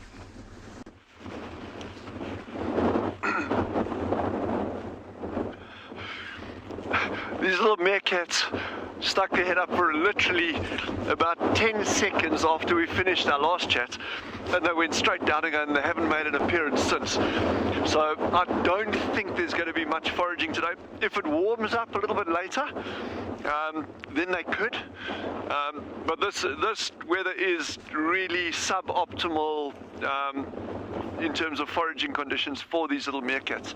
And in fact, any small mammal out there will be battling in these kind of conditions. Jean and I were chatting, we had a dove on a nest. This was about 3 weeks ago. It was too far, we actually couldn't get to it, but there was a dove on a nest sitting on eggs this late in the season. So birds like that, those chicks that have hatched and they're a couple of weeks old now, will really be battling. So this weather is not good for a lot of these little creatures out here. But I think the meerkats are going to be fine. Like I say, I'm going to be very optimistic about them. And it'll just be really interesting to keep on following them over the next couple of days and make sure that everything's okay. I hope everyone out there is nice and snug and warm wherever you are, and because I can tell you now, I'm going to have a scorching hot shower as soon as I get home.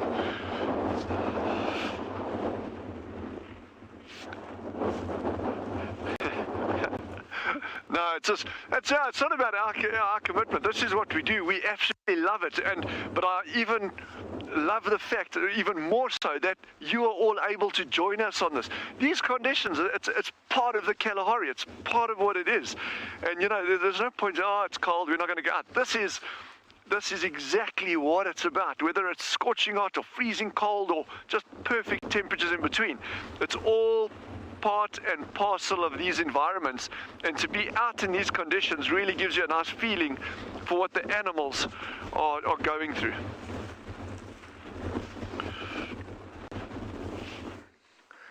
Hello everybody, we've got 2 honey badgers. Oh my word! Digging into the rhino midden. How cool was that? See if we can get another view. They are my favorite animal of all time. Just over here. Here he goes. Come on, you. He's just gone behind this bush. He's going to come out on the side. Where's he? There was an adult that seemed quite relaxed, and then another one that ran off as it saw us. They're not normally too skittish, honey badgers. There we go. Here he comes. He's hiding a little bit though. You got a BK? Oh my word, I'm so happy. I've never heard BK get so excited before. He got very excited there. Ferreting around in the vegetation. You got him? There he is. You happy with that?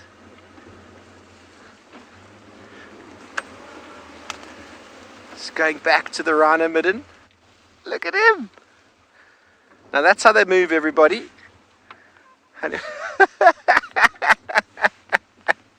Oh, that is my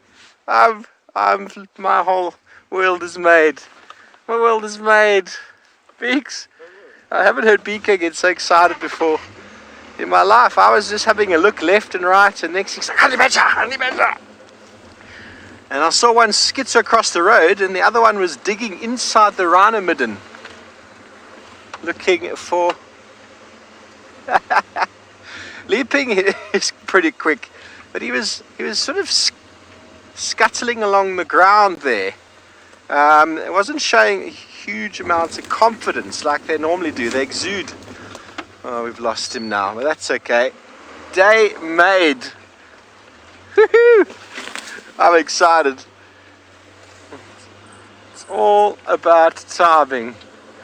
Well, everybody, I do thank you for your time, for your questions and your comments. What an awesome drive it's been. It's been a bit cold. All my warmth has returned to me now after that. We'll see you again this afternoon, same time, same place. From all our wonderful locations, and to all you, the viewers, thank you. Until then, good day and goodbye.